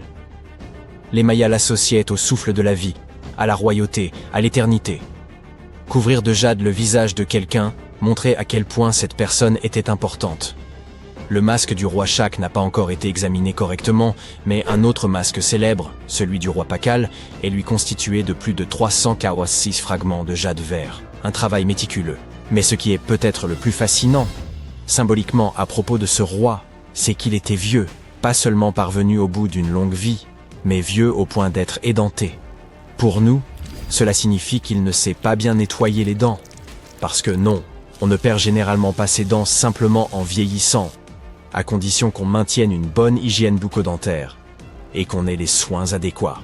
D'un autre côté, selon les légendes mayas, les édentés possédaient des pouvoirs spirituels. Les dirigeants et les chamans servaient d'intermédiaires entre les différents royaumes, et dans l'art, les divinités âgées ou du monde souterrain étaient souvent représentées sans dents. Et puisqu'on parle de monde, la cosmologie maya divisait l'univers en 3 couches. Le monde du haut était le domaine des dieux. Le monde du milieu était celui des hommes. Il reposait sur le dos d'une tortue ou d'un caïman géant et était entouré d'une mer primordiale. Et en dessous se trouvait le monde d'en bas, connu sous le nom de Xibalba, un royaume sombre et complexe, peuplé d'esprits et d'ancêtres. Et certaines personnes, notamment les dirigeants, les chamans et les anciens, étaient censés se déplacer entre ces mondes. Notre roi était un dirigeant, portait un nom de type divin et était un ancien édenté. Son niveau de puissance devait être incommensurable. Mais ce n'est pas tout. Voici le plus inquiétant. La tombe était enfouie sous une autre tombe, découverte en 1993. Les archéologues enquêtèrent sur une autre sépulture lorsqu'ils ont réalisé qu'une autre chambre était cachée en dessous. Une cachette intéressante. Remarquablement, ça a fonctionné. Pendant plus de 1600 ans, personne ne l'a trouvée. Cela fait de la tombe de Tekab Chahak la première jamais découverte à Caracol, qui puisse être définitivement liée à un souverain connu, grâce aux hiéroglyphes, au contexte funéraire et aux artefacts. Si vous n'êtes pas fan de géographie ou d'histoire, vous n'avez probablement jamais entendu parler de Caracol. Aujourd'hui, c'est une ruine isolée au cœur des jungles de l'ouest du Belize. Mais il y a environ 16 siècles, Caracol était l'une des plus grandes et des plus puissantes villes de tout le monde maya. À son apogée, elle s'étendait sur plus de 200 km², ce qui, pour référence, est plus vaste que l'actuelle Belize City. Sa population était d'environ 100 000 personnes. C'est plus que la plupart des villes européennes de l'époque. Et elle n'était pas seulement grande, elle était avancée. Caracal comptait des pyramides, des terrains de jeux de balles, des palais, des réservoirs et un système routier très complexe. Des autoroutes de calcaire s'étendant sur des kilomètres à travers la jungle. Des fouilles passées ont également mis au jour des pointes de flèches, des forêts, des fusailloles, des figurines et des outils du quotidien. La tombe de Tekabshak est l'une des 3 tombes principales trouvées dans l'acropole nord-est. Celle-ci est située près de Kahana. Le complexe architectural central de Caracal est l'un des plus hauts bâtiments construits par l'homme au Belize jusqu'à aujourd'hui. Il atteint une hauteur impressionnante de 43 mètres et comporte plusieurs étages où l'on trouvait l'élite et les temples. Mais même avec cette taille, trouver des tombes n'est pas du tout chose facile. La plupart ont déjà été pillées. Nous ne savons pas ce qui se cache encore là-bas. Et dans certaines zones, creuser risque de causer de dégâts. C'est pourquoi il a fallu des décennies aux chercheurs pour finalement trouver quelque chose d'intact. Toutefois, ils ont répertorié plus de 850 sépultures et 175 tombes à Caracal au cours de leur mission qui a duré 4 décennies. L'une des premières tombes, datant d'environ 350 de notre ère, est une sépulture par crémation contenant des artefacts rituels tels que des lames en obsidienne, des pointes de lance et des stylets de céramique associés au Mexique central. Si vous êtes archéologue, cette ville sera pour vous mine d'or historique. Mais les mines d'or historiques s'accompagnent souvent de mises en garde. Par exemple, n'entrez pas, le plafond pourrait vous tomber dessus.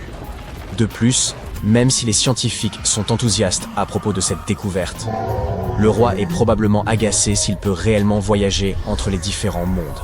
Alors, qu'est-ce qu'on fait maintenant que le repos éternel du roi a été perturbé? En ouvrant et en entrant dans la tombe de Tekabshak, les archéologues ont pénétré dans un lieu sacré censé rester fermé. Les tombes mayas n'étaient pas simplement des trous dans le sol avec un cercueil joliment taillé. Elles étaient scellées comme des coffres cosmiques, fermés avec de la pierre, de la terre, et parfois des rituels de fermeture élaborés. L'idée, c'est qu'une fois refermé, ce que la tombe contenait ne devait plus être touché. L'archéologie à Caracal et dans d'autres villes mayas nous ont bien prouvé tout ça. Des couches épaisses et impénétrables, des offrandes définitives et des débris soigneusement déposés signifiant clairement que nul ne devait pénétrer à l'intérieur. Les archéologues d'aujourd'hui les traitent encore ainsi. Ils travaillent selon des lois et des protocoles stricts et font montre du plus grand respect pour ce que tout cela représentait pour les bâtisseurs d'origine. Cependant, il est étrange de penser à la mythologie et de se demander si Chak va hanter les archéologues. Je suppose que nous verrons bien. Il ne devrait pas avoir peur. Il est vieux et n'a pas de dents. Peut-être qu'il les embêtera avec de la pluie. Après tout, il tient son nom d'une divinité pluvieuse, et nous ne connaissons toujours pas sa véritable puissance. Les Mayas étaient une civilisation fascinante, et leurs structures comptent encore parmi les plus mystérieuses que l'on puisse trouver. Bien qu'ils aient été isolés du monde connu, ils ont également construit des pyramides sans grue, cartographié le ciel nocturne sans télescope, et ils savaient comment enterrer un roi. Caracal est plein de secrets. Une tombe cachée sous une autre tombe, un roi édenté avec un masque effrayant, et le nom d'une divinité, c'est presque incroyable. Et étonnamment, on continue aujourd'hui de faire des découvertes. Alors peut-être qu'il n'est finalement pas trop tard pour moi. Mais d'abord, voyons un peu les conséquences de cette malédiction, d'accord ? Au fil du temps, les archéologues ont mis au jour une foule de trésors sur les pierres runiques. Malédictions, poèmes, formules magiques protectrices, et même des querelles d'héritage. Pourtant, un artefact norrois récemment exhumé, nommé pierre de Svingerud, ne porte qu'un seul mot. Cela peut sembler bien fade, mais détrompez-vous, il s'agirait peut-être de la plus ancienne pierre runique jamais découverte. Près de 2 millénaires d'existence, et ce n'est pas tout. Les fouilles se poursuivent, et selon ce que l'on découvrira ensuite, elles pourraient révéler des secrets et éclairer le véritable sens de ces mystérieuses runes magiques. Voyons à présent jusqu'où l'on peut réécrire l'histoire connue avec un simple mot gravé dans la pierre. Il y a fort longtemps, durant les premiers siècles de notre ère, les Scandinaves croisèrent la route des Romains. Ils échangèrent des biens comme le verre ou l'argent, et peu à peu, les coutumes romaines, y compris l'usage de l'écrit, s'implantèrent au nord. Les peuples nordiques, séduits par l'alphabet romain, désiraient néanmoins disposer de leurs propres signes. C'est ainsi qu'ils mirent au point un système original de caractères, qu'ils baptisèrent runes. Près de 20 siècles plus tard, en 2021, des archéologues exploraient un site funéraire de l'âge du fer aux abords du village de Svingerud, à l'est de la Norvège. Parmi les sépultures à crémation, ils mirent au jour une dalle de grès rougeâtre destinée à devenir un élément central d'une découverte archéologique majeure de Norvège. D'une taille comparable à celle d'une table basse, la pierre mesure un peu plus de 30 cm de large.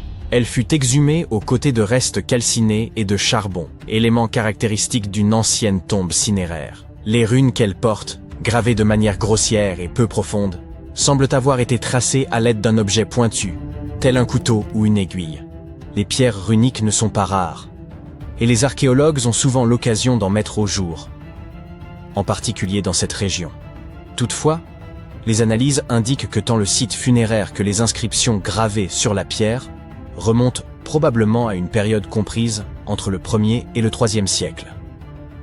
Cela nous situe bien avant l'ère viking, officiellement amorcée aux environs de l'an 800, ce qui en fait l'un des plus anciens témoignages fiables de l'écriture scandinave. À première vue, ces gravures évoquent soit des symboles mystiques destinés à solliciter l'aide des divinités nordiques, soit de simples entailles désordonnées tracées par un homme furieux frappant la pierre. Pourtant, il s'agit bien de lettres authentiques, maladroites, certes, mais volontaires. Ce système d'écriture ancestrale était utilisé par les tribus germaniques établies en Europe du Nord. On le retrouvait gravé sur du bois, des os ou de la pierre.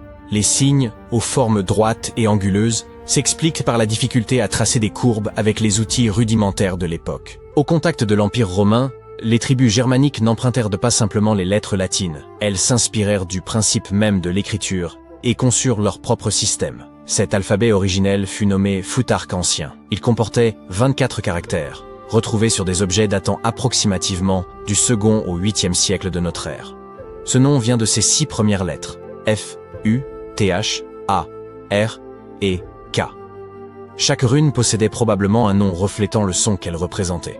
Ainsi, la rune associée au son A s'appelait Ansuz. Cependant, nul contemporain ne nous a laissé de guide expliquant ces noms. En vérité, la capacité à les lire fut perdue durant des siècles, jusqu'à ce qu'en 1865, le linguiste norvégien Sophus Bugge les déchiffre, en recoupant divers indices. Il étudia les alphabets runiques postérieurs ainsi que des poèmes anciens faisant mention des runes, à la manière d'un enquêteur reconstituant un portrait à partir de témoignages épars. Pour de nombreuses runes, notamment les plus anciennes du Futhark ancien, le sens demeure incertain et sujet à débat. Elle n'était pas connue du grand public, comme en témoigne le fait que seuls environ 350 inscriptions nous soient parvenues.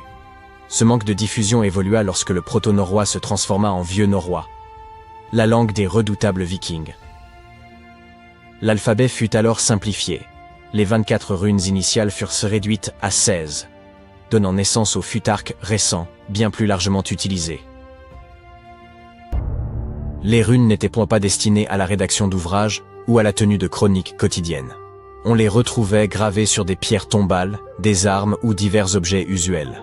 On estime qu'elles servaient à marquer une possession, honorer un défunt, transmettre un message succinct ou encore offrir une protection magique.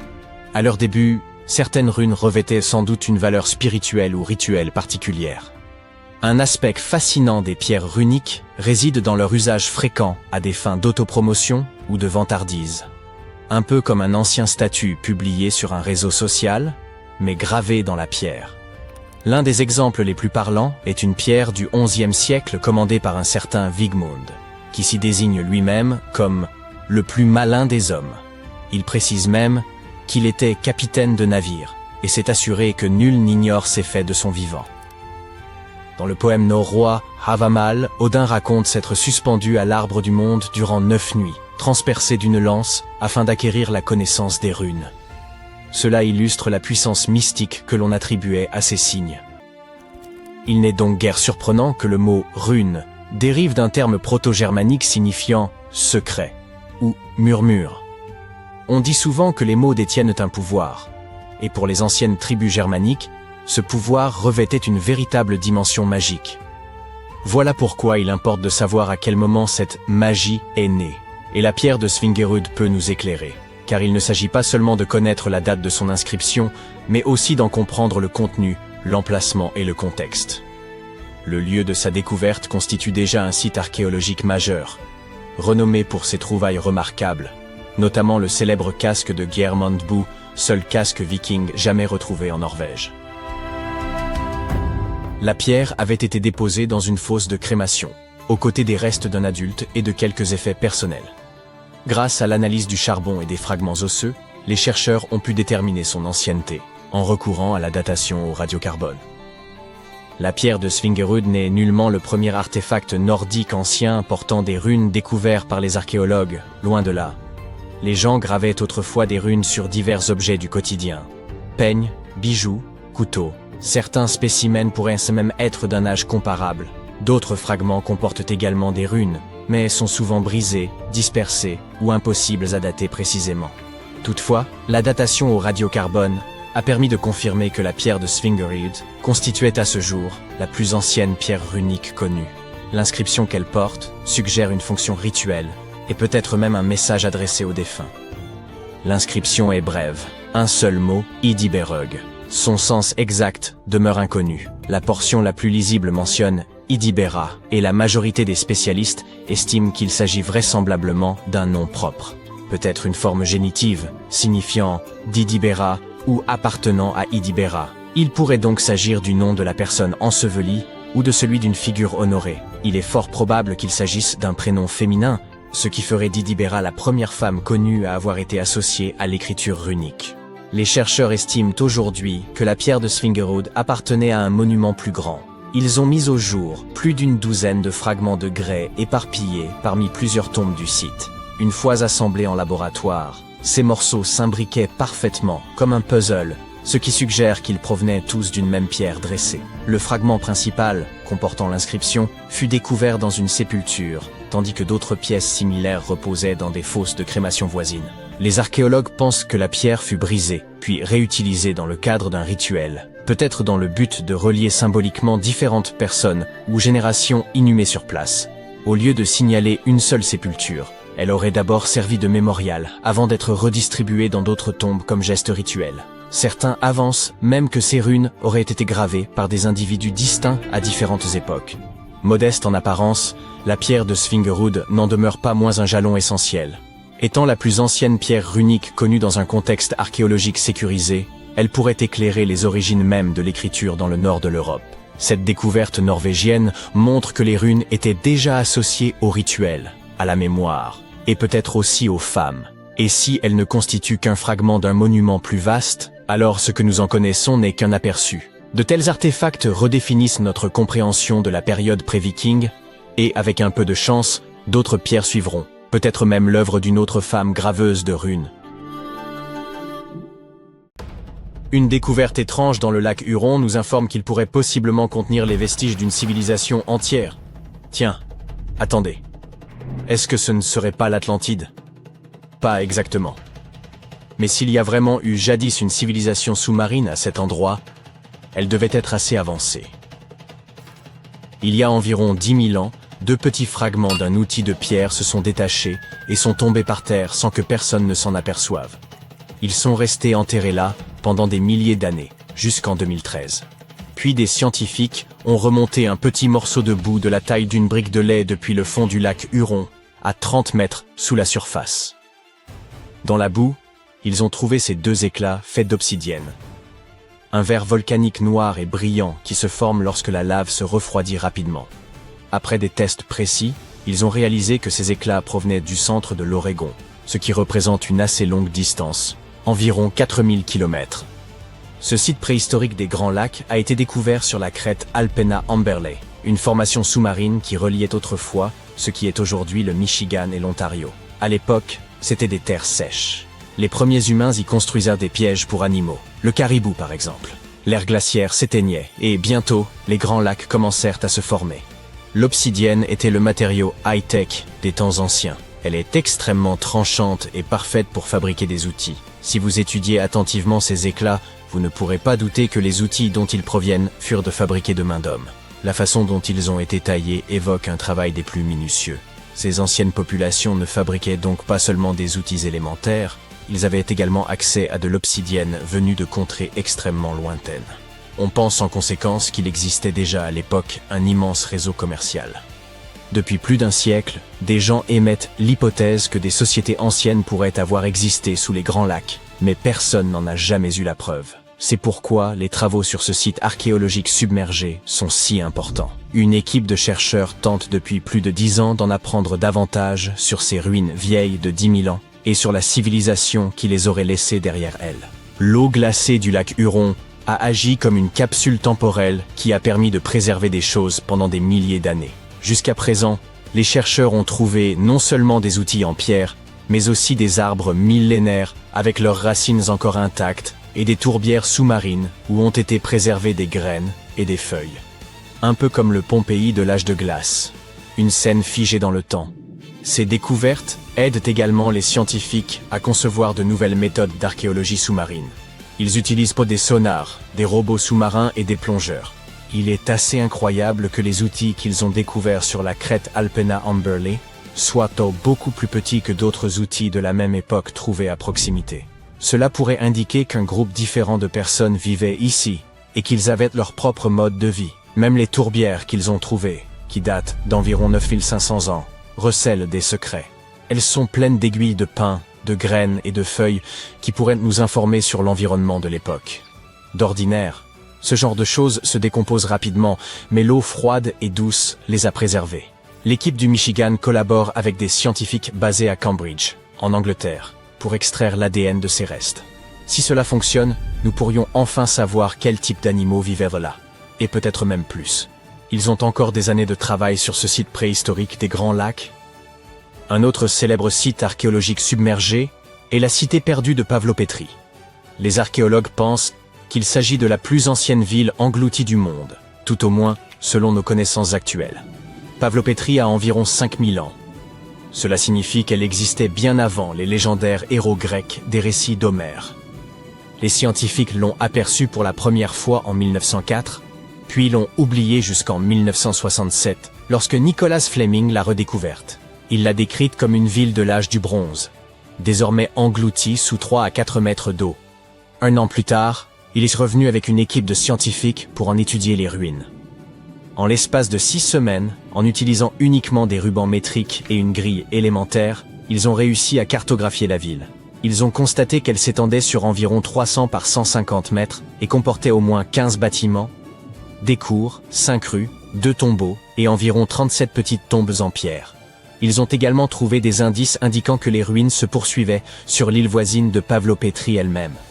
Ils ont déterré des poteries incroyables, des lames en obsidienne et en chaille, et même une minuscule figurine en bronze qui pourrait dater de l'an 2800 avant l'ère commune.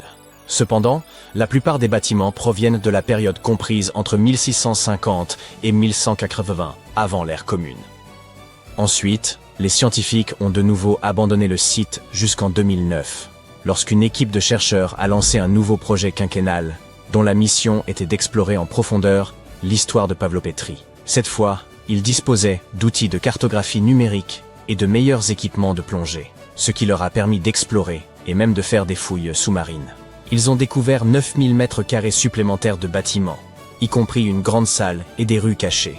De plus, ils ont déterré d'autres poteries qui leur ont indiqué que des gens avaient vécu là entre 3000 et 1100 avant l'ère commune, et que la ville comptait une population de 500 à 2000 personnes.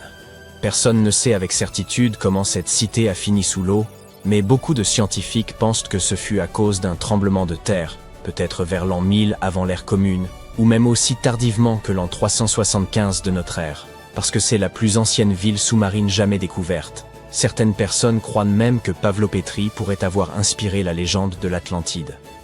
Un autre prétendant au titre d'Atlantide se trouve près du Japon.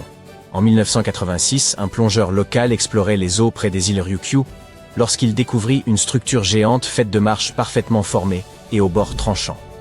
Elle se trouvait à 25 mètres sous l'eau. Aujourd'hui, le monument Yonaguni reste l'un des sites sous-marins les plus mystérieux de la planète. La structure mesure presque la moitié d'un terrain de football, environ 50 mètres de long et 20 mètres de large. Elle ressemble à une immense pyramide de pierre, avec des plateformes superposées et des marches empilées les unes sur les autres. Personne ne sait vraiment d'où elle vient, ni qui l'a construite. Certains experts pensent que le monument pourrait avoir plus de 10 000 ans, ce qui le rendrait plus ancien que les pyramides égyptiennes. Une théorie suggère qu'il pourrait s'agir des derniers vestiges d'une civilisation perdue portant le nom de Mu, une société mythique du Pacifique similaire à l'Atlantide. D'autres pensent que c'est un peuple ancien, qui vivait au Japon, dès l'an 12 000 avant notre ère, le peuple Jomon, qui l'aurait construite. Mais de nombreux scientifiques et géologues sont sceptiques quant à cette possible civilisation sous-marine. Même si Yonaguni possède des passages étroits, des ouvertures en arc et des angles droits, qui ressemblent presque à des pâtés de maison. Ils disent que le site ressemble davantage à une formation rocheuse naturelle, comme la chaussée des géants en Irlande du Nord, par exemple.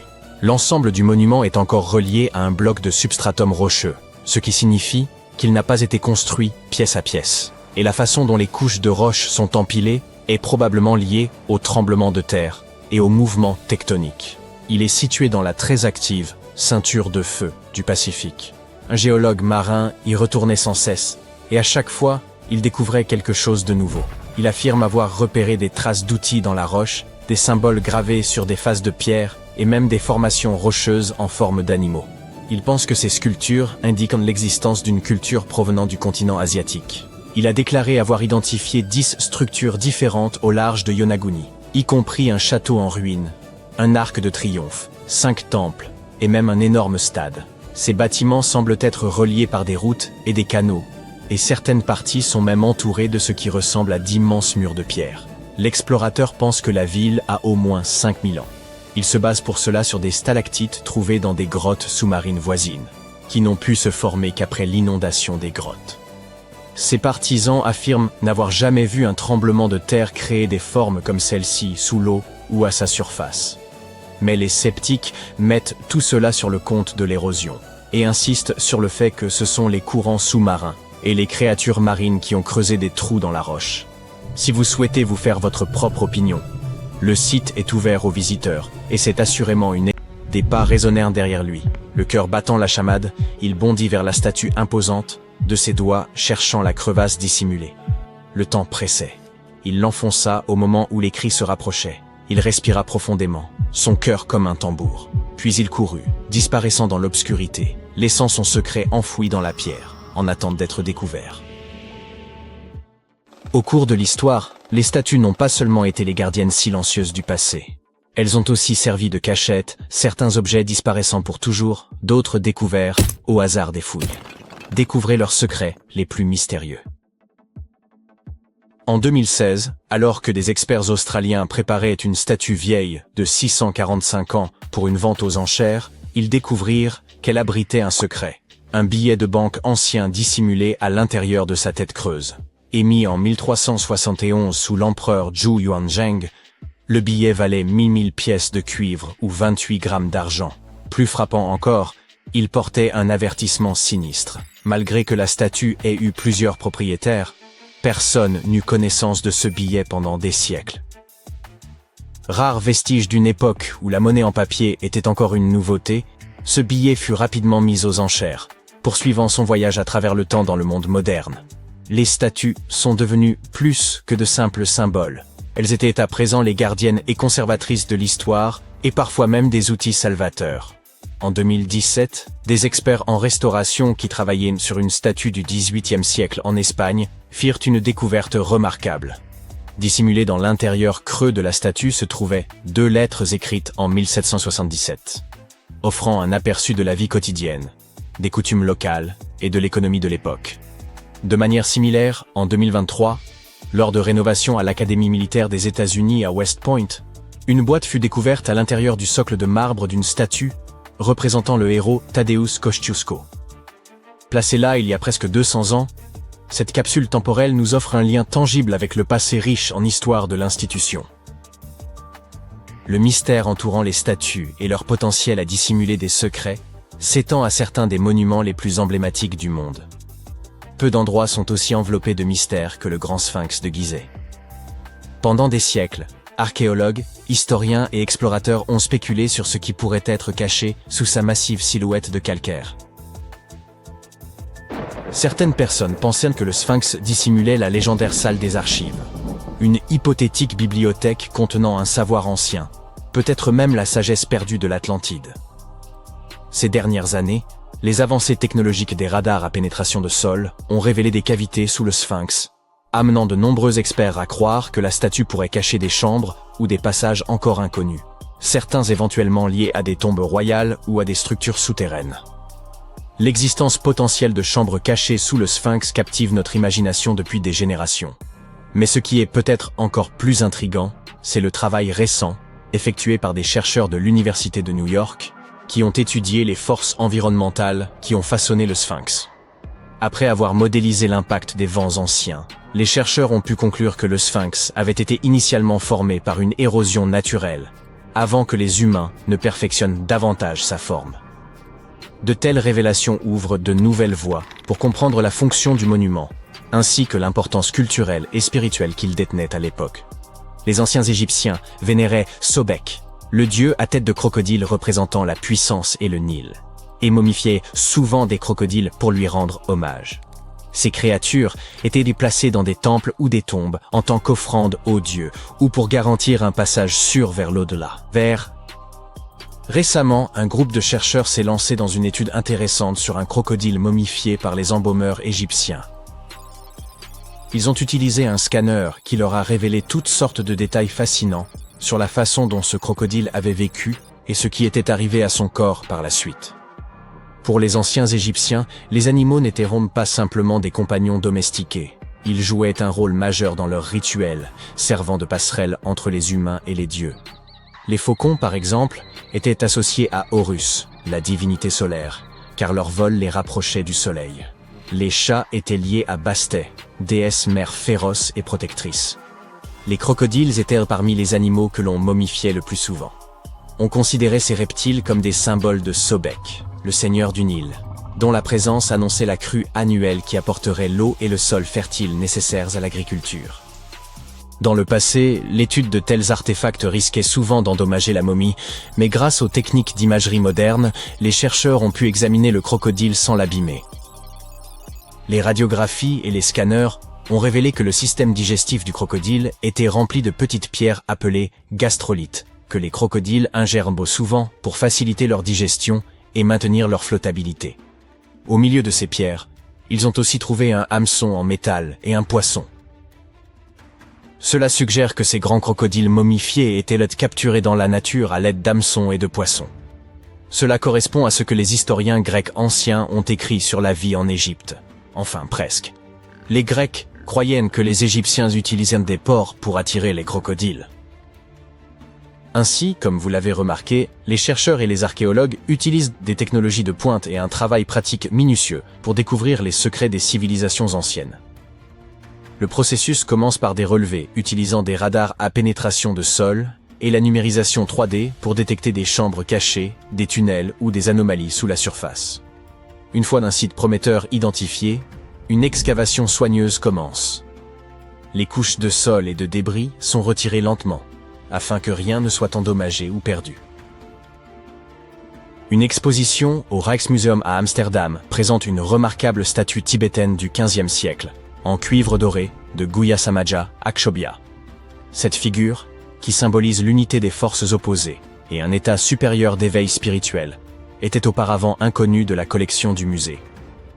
Une étude récente de cette statue a révélé des reliques et des parchemins cachés à l'intérieur de sa structure creuse, offrant des perspectives profondes sur les pratiques religieuses de l'époque.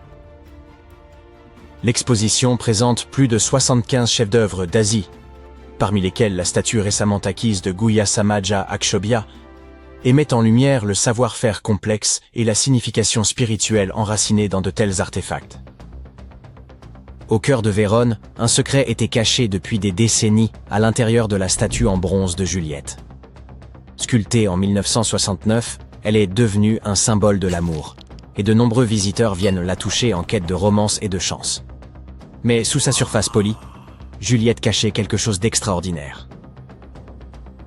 Au fil du temps, ses caresses ont formé de minuscules fissures dans sa surface. Les amoureux du monde entier glissèrent des lettres à l'intérieur de ces fissures, des confessions, des supplications désespérées, des promesses éternelles. Certains y jetaient des clés, scellant leur amour, avec des cadenas devenus alors impossibles à ouvrir. En 2014, des experts en restauration ont fait une découverte surprenante. Alors qu'ils travaillaient à réparer la statue, ces centaines de déclarations d'amour et de clés rouillées ont été mises au jour. tous ces vœux oubliés enfermés dans le corps de Juliette. Les statues servent souvent de symbole pour le pouvoir et la force. Cependant, ces derniers temps, les statues ont également été utilisées pour transmettre des messages aux générations futures. Le concept de capsule temporelle, un objet ou une collection d'objets placés dans un conteneur scellé puis enterré ou caché pour être découvert plus tard, a une longue histoire. Et à l'époque moderne, les statues étaient parfaites pour servir de capsule. Elles permettaient aux gens de communiquer avec les générations futures d'une manière très concrète. En 2014, alors que des ouvriers retiraient avec précaution un lion doré au sommet de l'ancienne maison d'État de Boston pour une restauration, ils ont fait une découverte surprenante. Quelque chose cliquetait à l'intérieur de sa tête creuse.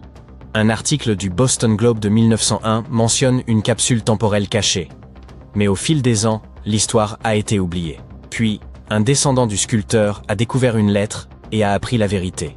À l'intérieur de la tête du lion se trouvaient des journaux, des photographies, des autographes et des lettres appartenant à un passé lointain, des messages scellés pendant plus d'un siècle. Lorsque la capsule fut ouverte, c'était comme si l'histoire elle-même retenait son souffle. Les autorités ont prévu de poursuivre cette tradition en ajoutant des artefacts modernes avant de refermer la tête creuse du lion afin que ses trésors soient redécouverts au XXIe siècle. Nous ne savons pas si elles l'ont réellement fait, cependant. Les progrès des technologies d'imagerie ont permis aux chercheurs de dévoiler des détails cachés dans des sculptures célèbres sans les endommager.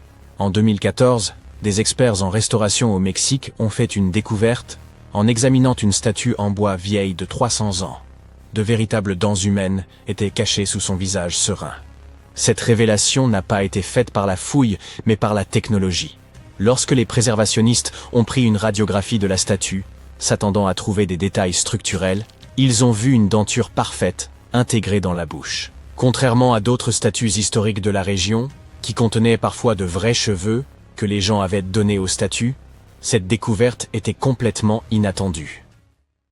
Ce spécimen singulier avait à peu près la taille d'un husky et aurait pu être pris pour tel s'il n'était pas totalement dépourvu de fourrure et s'il ne s'agissait pas d'un redoutable prédateur doté de longues canines acérées. Charmant.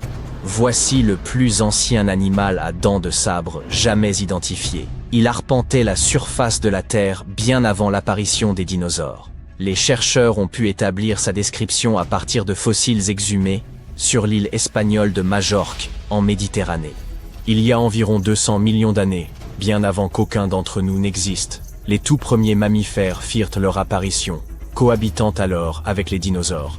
Mais si l'on remonte plus avant dans l'arbre généalogique des mammifères, on parvient à un groupe ancien nommé Thérapsides.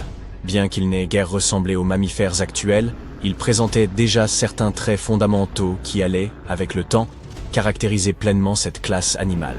Les thérapsides, par exemple, présentaient des ouvertures particulières sur les côtés du crâne, destinées aux muscles de la mâchoire. Certaines parties de leur ossature mandibulaire allaient, avec le temps, se transformer en osselettes de l'oreille moyenne, présent chez tous les mammifères, vous inclus. La récente découverte pourrait bien correspondre aux plus anciens fossiles de thérapsides jamais identifiés. Ce spécimen, encore sans nom officiel, appartient au groupe des gorgonopsiens. Ces créatures étaient plus étroitement apparentées aux mammifères qu'à tout autre être vivant actuel. Certaines avaient la taille d'un chat, d'autres rivalisaient avec les ours polaires. Les gorgonopsiens possédaient divers types de dents, adaptés à des fonctions spécifiques, un trait typiquement mammalien. Mais à la différence des mammifères, ils renouvelèrent leurs dents en permanence, y compris leurs longues canines en forme de sabre. Cela pourrait s'avérer fort utile. Jusqu'à présent, les plus anciens fossiles de gorgonopsiens connus dataient d'environ 265 millions d'années. Ce nouveau spécimen est encore plus ancien. Son âge est estimé entre 270 et 280 millions d'années. La découverte est particulièrement complète et bien conservée. Elle inclut ses crocs effilés, une partie de la mâchoire, des éléments de la colonne vertébrale, des côtes, des vertèbres caudales, des phalanges, ainsi qu'une grande partie d'un membre postérieur. Même si le crâne n'a pas été retrouvé en entier, les chercheurs estiment ce qu'il mesurait près de 18 cm. L'animal, quant à lui, devait atteindre la taille d'un chien de gabarit moyen à grand, avec un poids compris entre 30 et 40 kg. Pour autant, sa silhouette n'avait que peu à voir avec celle d'un chien. Malgré certains aspects évoquant les reptiles, le qualifier de chien-lézard serait inexact. Mammifères et reptiles partagent certes un ancêtre très ancien, remontant à environ 320 millions d'années, mais leurs lignées ont divergé depuis bien longtemps. À l'époque où cette créature foulait le sol, l'île de Majorque se trouvait au cœur du supercontinent Pangée. Ce territoire connaissait alors des alternances marquées de saisons extrêmement humides et très sèches. Les chercheurs se sont souvent demandé si les grandes étapes de l'évolution des mammifères avaient eu lieu dans de telles zones tropicales, mais les fossiles nécessaires à cette démonstration faisaient jusque-là défaut. Avec la mise au jour du plus ancien gorgonopsien connu à Majorque, les pièces manquantes de ce puzzle évolutif commencent à se rejoindre. Il semble que d'importantes étapes de l'évolution des mammifères aient pu se produire dans des régions tropicales peu explorées. Ce prétendu vide fossile tiendrait peut-être simplement au fait que les fouilles n'étaient pas menées aux bons endroits. Notre protagoniste du jour n'était pas le seul spécimen extraordinaire à avoir marqué l'histoire avant l'ère des dinosaures. Il y a plus de 500 millions d'années, des prédateurs étranges dominaient les océans. Parmi eux, Anomalocaris. Un nom particulièrement peu engageant, mais qui signifie simplement « crevette singulière ». Cette créature n'avait aucun équivalent parmi les espèces actuelles. Les chercheurs la considèrent comme le tout premier superprédateur, l'épaulard de son temps. Anomalocaris était imposante pour l'époque, atteignant jusqu'à 90 cm, de ses bras tranchants jusqu'à ses nageoires caudales. On pensait autrefois qu'elle se nourrissait de trilobites, mais des recherches récentes montrent qu'elle n'était pas assez puissante pour percer leur carapace. Il s'agissait plutôt d'une chasseresse vive et agile, dotée d'une vision remarquable, ciblant des proies molles qu'elle attrapait dans l'eau. Autre merveille de l'ère pré-dinosaure, un poisson capable de marcher sur la terre ferme. Un exploit tout à fait remarquable. Tiktaalik évoluait dans des rivières marécageuses, évoquant celles de l'Amazonie actuelle. Il pouvait atteindre 2,70 m, chassait dans les eaux douces comme un crocodile moderne, et possédait un cou mobile ainsi que des poumons primitifs, lui permettant de survivre aussi bien sur terre que dans l'eau. La raison pour laquelle des poissons comme Tiktaalik ont commencé à explorer la terre ferme, il y a environ 395 millions d'années, demeure obscure. À cette époque, le supercontinent de Gondwana se rapprochait lentement du futur continent nord-américain, formant de vastes zones marécageuses. Ces environnements, humides, peu profonds et proches de l'équateur, offrirent des conditions idéales à l'essor d'animaux amphibies, comme les crocodiles. La nourriture sur Terre était rare. Peut-être se sont-ils aventurés là pour des raisons de sécurité, trouvant moins de prédateurs et de meilleurs endroits pour pondre leurs œufs que dans l'eau. Ces créatures ont d'abord vécu en pleine mer, puis dans des eaux peu profondes, avant de coloniser les marais et les rives, pour enfin, après une lente transition, s'établir pleinement sur la terre ferme. Imaginez un mille-pattes géant, long de 2,5 mètres et pesant jusqu'à 50 kg. Arthropleura, qui vivait il y a plus de 300 millions d'années dans ce qui est aujourd'hui l'Angleterre. Durant la période du Carbonifère, l'atmosphère terrestre contenait plus de 26% d'oxygène, contre environ 21% à l'heure actuelle. Pendant longtemps, les chercheurs ont cru que ces niveaux élevés d'oxygène expliquaient l'imposante taille de ces animaux. Toutefois, une découverte fortuite a révélé un fossile datant d'une période où la teneur en oxygène était à peine supérieure à celle d'aujourd'hui. Cette trouvaille, mise au jour par la fracture opportune d'un rocher, fait partie des spécimens de mille-pattes géants les plus complets et imposants jamais découverts. Cette créature aurait pu habiter non seulement les zones marécageuses, mais également les forêts clairsemées, regorgeant de graines, de noix et peut-être même de petits animaux. Il est plausible qu'elle n'ait pas été un simple herbivore lent et laborieux, mais un prédateur agile et opportuniste, capturant toute proie à sa portée. Après avoir dominé la Terre pendant environ 45 millions d'années, ces mille-pattes géants ont fini par disparaître, probablement chassés par les reptiles, qui ont ainsi préparé le terrain pour l'avènement des dinosaures. Si vous vous êtes déjà demandé ce qui résulterait du croisement entre un ours polaire et un tigre à dents de sabre, voici la réponse. Inostrancevia a dominé les écosystèmes méridionaux après avoir migré sur plus de 11 000 km à travers la Pangée. Il y a environ 252 millions d'années. Sa peau, aussi résistante que celle d'un rhinocéros, et ses canines massives, parfaitement adaptées pour déchirer les chairs, en faisaient un redoutable coureur. Une fois installé dans ce qui est aujourd'hui l'Afrique du Sud, il supplantait une grande partie des prédateurs locaux. Cependant, sa suprématie fut de courte durée, car vers la fin de la période permienne, d'immenses éruptions volcaniques provoquèrent des changements climatiques profonds, entraînant la disparition d'environ 90% des espèces vivantes. Les grands prédateurs, caractérisés par leur croissance lente et leur rareté, sont souvent les premiers à succomber lors de telles extinctions massives. Et c'est ainsi que notre protagoniste disparut. Notre dernière créature du jour est une libellule géante qui vivait il y a environ 300 millions d'années. Avec une envergure excédant les 60 cm, 2 paires d'ailes, 6 longues pattes épineuses et d'énormes yeux globuleux, Meganeura est sans doute le plus grand insecte volant à avoir jamais existé, surpassant largement les libellules actuelles, qui sont ses lointaines parentes. À l'instar des libellules modernes, Meganeura fréquentait les espaces ouverts proches des étangs et ruisseaux à courant lent. Toutefois, elle ne se nourrissait pas uniquement de petits insectes, mais dominait ces milieux en tant que prédateur principal, capturant proies diverses en plein vol, y compris d'autres insectes volants, de petits amphibiens, voire des animaux proches des lézards, grâce aux épines de ses pattes formant un véritable piège volant. Les premiers fossiles de Meganeura furent découverts en France en 1880 dans des roches riches en charbon. Leur conservation remarquable permettait d'observer le dessin précis des nervures alaires. Les chercheurs estiment que cette taille exceptionnelle résultait de l'absence quasi totale de concurrence chez les vertébrés et d'un taux d'oxygène atmosphérique bien supérieur à celui d'aujourd'hui durant le Carbonifère. En 1850, l'égyptologue français Auguste Mariette se rendit sur la terre des pharaons en quête de manuscrits, mais tomba par hasard sur une tête de sphinx qui émergeait des dunes. Après avoir dégagé le sable, il comprit que ce sphinx marquait l'entrée d'une structure souterraine. Quelques mois plus tard, il pénétra finalement dans le Sérapéum de Saqqara. À l'intérieur, il découvrit un gigantesque sarcophage en granit, contenant les restes de 64 taureaux. Les scientifiques restent émerveillés par la technologie qu'utilisèrent les anciens Égyptiens pour déplacer ces immenses blocs. Le Sérapéum, construit vers 3000 ans avant notre ère, était une sépulture souterraine dédiée au taureau sacré Apis, vénéré dans l'Égypte ancienne. Il comportait un long corridor de près de 150 mètres, bordé de vastes salles de pierre.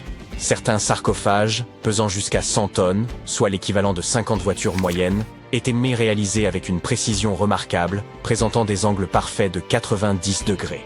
Ornés de hiéroglyphes et de gravures, ces pièces détaillaient les récits et l'importance accordée au taureau Apis. Aujourd'hui, seuls 24 sarcophages subsistent.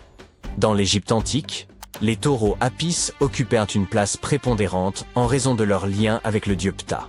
Ils étaient perçus comme porteurs de son esprit et de sa sagesse, tout en soutenant le pharaon et son peuple. Les prêtres identifiaient ces taureaux sacrés en recherchant des signes distinctifs. Un triangle blanc sur le front, symbole de lumière divine, une marque dorsale évoquant l'aile d'un vautour, et une forme de scarabée sous la langue, associée à la réincarnation. Lorsqu'un taureau portait ces marques, il était considéré comme élu par Ptah et traité avec vénération. Ces animaux vivèrent dans un temple dédié à Memphis, ville où l'on honorait Ptah, et bénéficièrent des soins les plus attentifs, ainsi que d'offrandes de visiteurs désireux de recevoir leur bénédiction. À leur mort, les taureaux Apis étaient momifiés et honorés avec la plus grande solennité. Lorsque Mariette pénétra dans le Sérapéum, il observa des traces de rouleaux sur le sol des galeries et découvrit 2 treuils horizontaux en bois, chacun muni de 8 leviers. Par la suite, d'autres explorateurs signalèrent la présence de doubles rails. Les chambres funéraires étaient situées à un niveau inférieur au sol du couloir. Pour positionner les sarcophages, les ouvriers remplissèrent ces chambres de sable, permettant ainsi un déplacement en ligne droite. Ensuite, le sable était progressivement retiré, abaissant doucement les sarcophages dans des emplacements parfaitement taillés dans la roche. Une inscription en pierre trouvée dans le Sérapéum mentionnait qu'à l'époque de Ptolémée II, en 247 avant notre ère, il fallait 28 jours pour placer un seul sarcophage avec son couvercle. L'incroyable précision des sarcophages, notamment leurs angles de 90 degrés, s'explique également par les avancées géométriques des anciens Égyptiens. Dès 1850 avant notre ère, ils rédigèrent des traités de géométrie, démontrant qu'ils connaissaient une valeur approximative de pi et savaient recalculer le volume d'une pyramide tronquée. Ces compétences avancées en mathématiques expliquaient leur capacité, 5 siècles plus tard, à sculpter des surfaces parfaitement planes. Bien que tout cela puisse sembler logique, certains pointent des incohérences. La taille des sarcophages dépasse largement celle des taureaux, alors que les pharaons étaient inhumés dans de petits cercueils, à peine adaptés à leur corps. De plus, ces sarcophages, réalisés en granit avec une précision remarquable, auraient pu être fabriqués en calcaire, un matériau bien plus facile à travailler. Le transport de ces immenses sarcophages semble réalisable en théorie, mais reste complexe. Si une personne pouvait tirer environ 200 kilos, il aurait fallu au moins 250 personnes pour déplacer un seul sarcophage. Or, les tunnels du Sérapéum sont extrêmement étroits, excédant d'à peine 60 cm la largeur des sarcophages eux-mêmes. Il aurait été impossible que des centaines de personnes se serrent dans ces espaces confinés pour tirer les sarcophages. Et quand bien même, comment auraient-elles pu faire pivoter les blocs dans ces étroits couloirs, les abaisser dans leur niche et les positionner parfaitement au centre? Pourtant, cela a été réalisé pas moins de 24 fois, chaque sarcophage étant impeccablement centré. De surcroît, les chambres étaient recouvertes de poussière, sans aucune trace de suie provenant des lampes, ce qui impliquerait de travailler dans une obscurité quasi totale. La fonction véritable de ces sarcophages pourrait toutefois avoir été différente. Bien avant l'ère des pharaons, les populations locales connaissaient déjà le processus de fermentation. Ce phénomène survient lorsque des micro-organismes, comme les levures, consomment des substances comme l'amidon, produisant ainsi du gaz carbonique et de l'éthanol. Il est donc possible qu'en Égypte ancienne, des aliments tels que l'orge, le pain ou même la viande aient été placés dans ces immenses coffres de pierre, puis scellés hermétiquement à l'aide de lourds couvercles. Ces sarcophages en granit, d'une précision remarquable, étaient pratiquement hermétiques, empêchant toute fuite. Lorsque la levure commençait à agir, elle générait progressivement du gaz carbonique, augmentant la pression interne. Les sarcophages, dotés d'une robustesse exceptionnelle, pouvaient supporter des pressions bien supérieures à celles des pneus de voiture. Sous l'effet de cette compression, les cristaux du granit produisaient une très faible charge électrique. Ce phénomène était possible grâce à la présence de quartz dans le granit, un matériau réactif à la pression. Par ailleurs, l'ajout de viande ou de parties animales aurait pu favoriser le développement des levures. La viande contient en effet de l'acide oléique, un élément nécessaire pour que les levures continuent de croître et résistent aux effets toxiques de l'éthanol qu'elles produisent.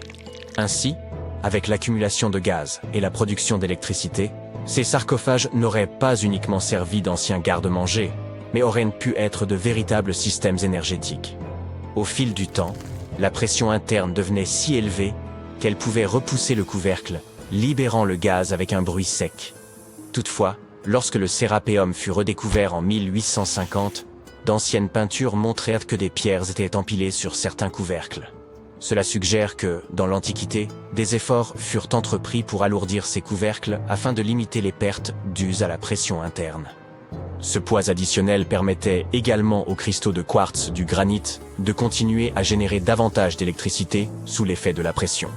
Si quelqu'un ouvrait l'un de ces sarcophages de pierre plusieurs millénaires plus tard, il ne découvrirait à l'intérieur que les ossements des taureaux déposés à l'origine. C'est précisément ce que Mariette a mis au jour dans les années 1850. Peu après les premières fouilles effectuées au cours de la seconde moitié du XIXe siècle, le Sérapéum fut ouvert aux visiteurs. Le prince de Galles, futur Édouard VII, aurait même déjeuné avec ses invités dans l'une de ces tombes. Bien que le site ait été rendu inaccessible pendant un certain temps à cause des sables et des séismes, il est aujourd'hui de nouveau possible de le visiter afin d'en percer le mystère. Grâce aux technologies modernes, nous pourrions bientôt résoudre de nombreuses autres énigmes historiques. Une équipe de scientifiques du musée Field d'Histoire naturelle de Chicago a récemment utilisé un scanner spécifique pour analyser des momies égyptiennes sans les déballer. Les chercheurs ont soigneusement transporté 26 momies sur des chariots adaptés jusqu'au parking où se trouvait le scanner. Celui-ci a pris des milliers de clichés radiographiques détaillés de chaque momie et de leur cercueil. En regroupant toutes ces images, ils ont pu créer des modèles 3D révélant l'intérieur des momies, y compris les squelettes et certains artefacts. Ces images devraient permettre aux archéologues de mieux comprendre les pratiques funéraires égyptiennes, remontant à plus de 3000 ans. Bien que la phase de numérisation ait été réalisée en seulement 4 jours, l'analyse complète des données pourrait prendre jusqu'à 3 ans. Les chercheurs ont néanmoins déjà pu découvrir quelques détails personnels sur certaines momies. L'une des figures momifiées les plus célèbres du musée est Shennet-Aa, une aristocrate ayant vécu dans l'Égypte ancienne il y a environ 3000 ans. Elle serait décédée à la fin de sa trentaine ou au début de sa quarantaine. Les embaumeurs avaient inséré du rembourrage dans son cou pour éviter qu'il ne s'affaisse, garantissant ainsi que son corps demeure intact à travers les âges.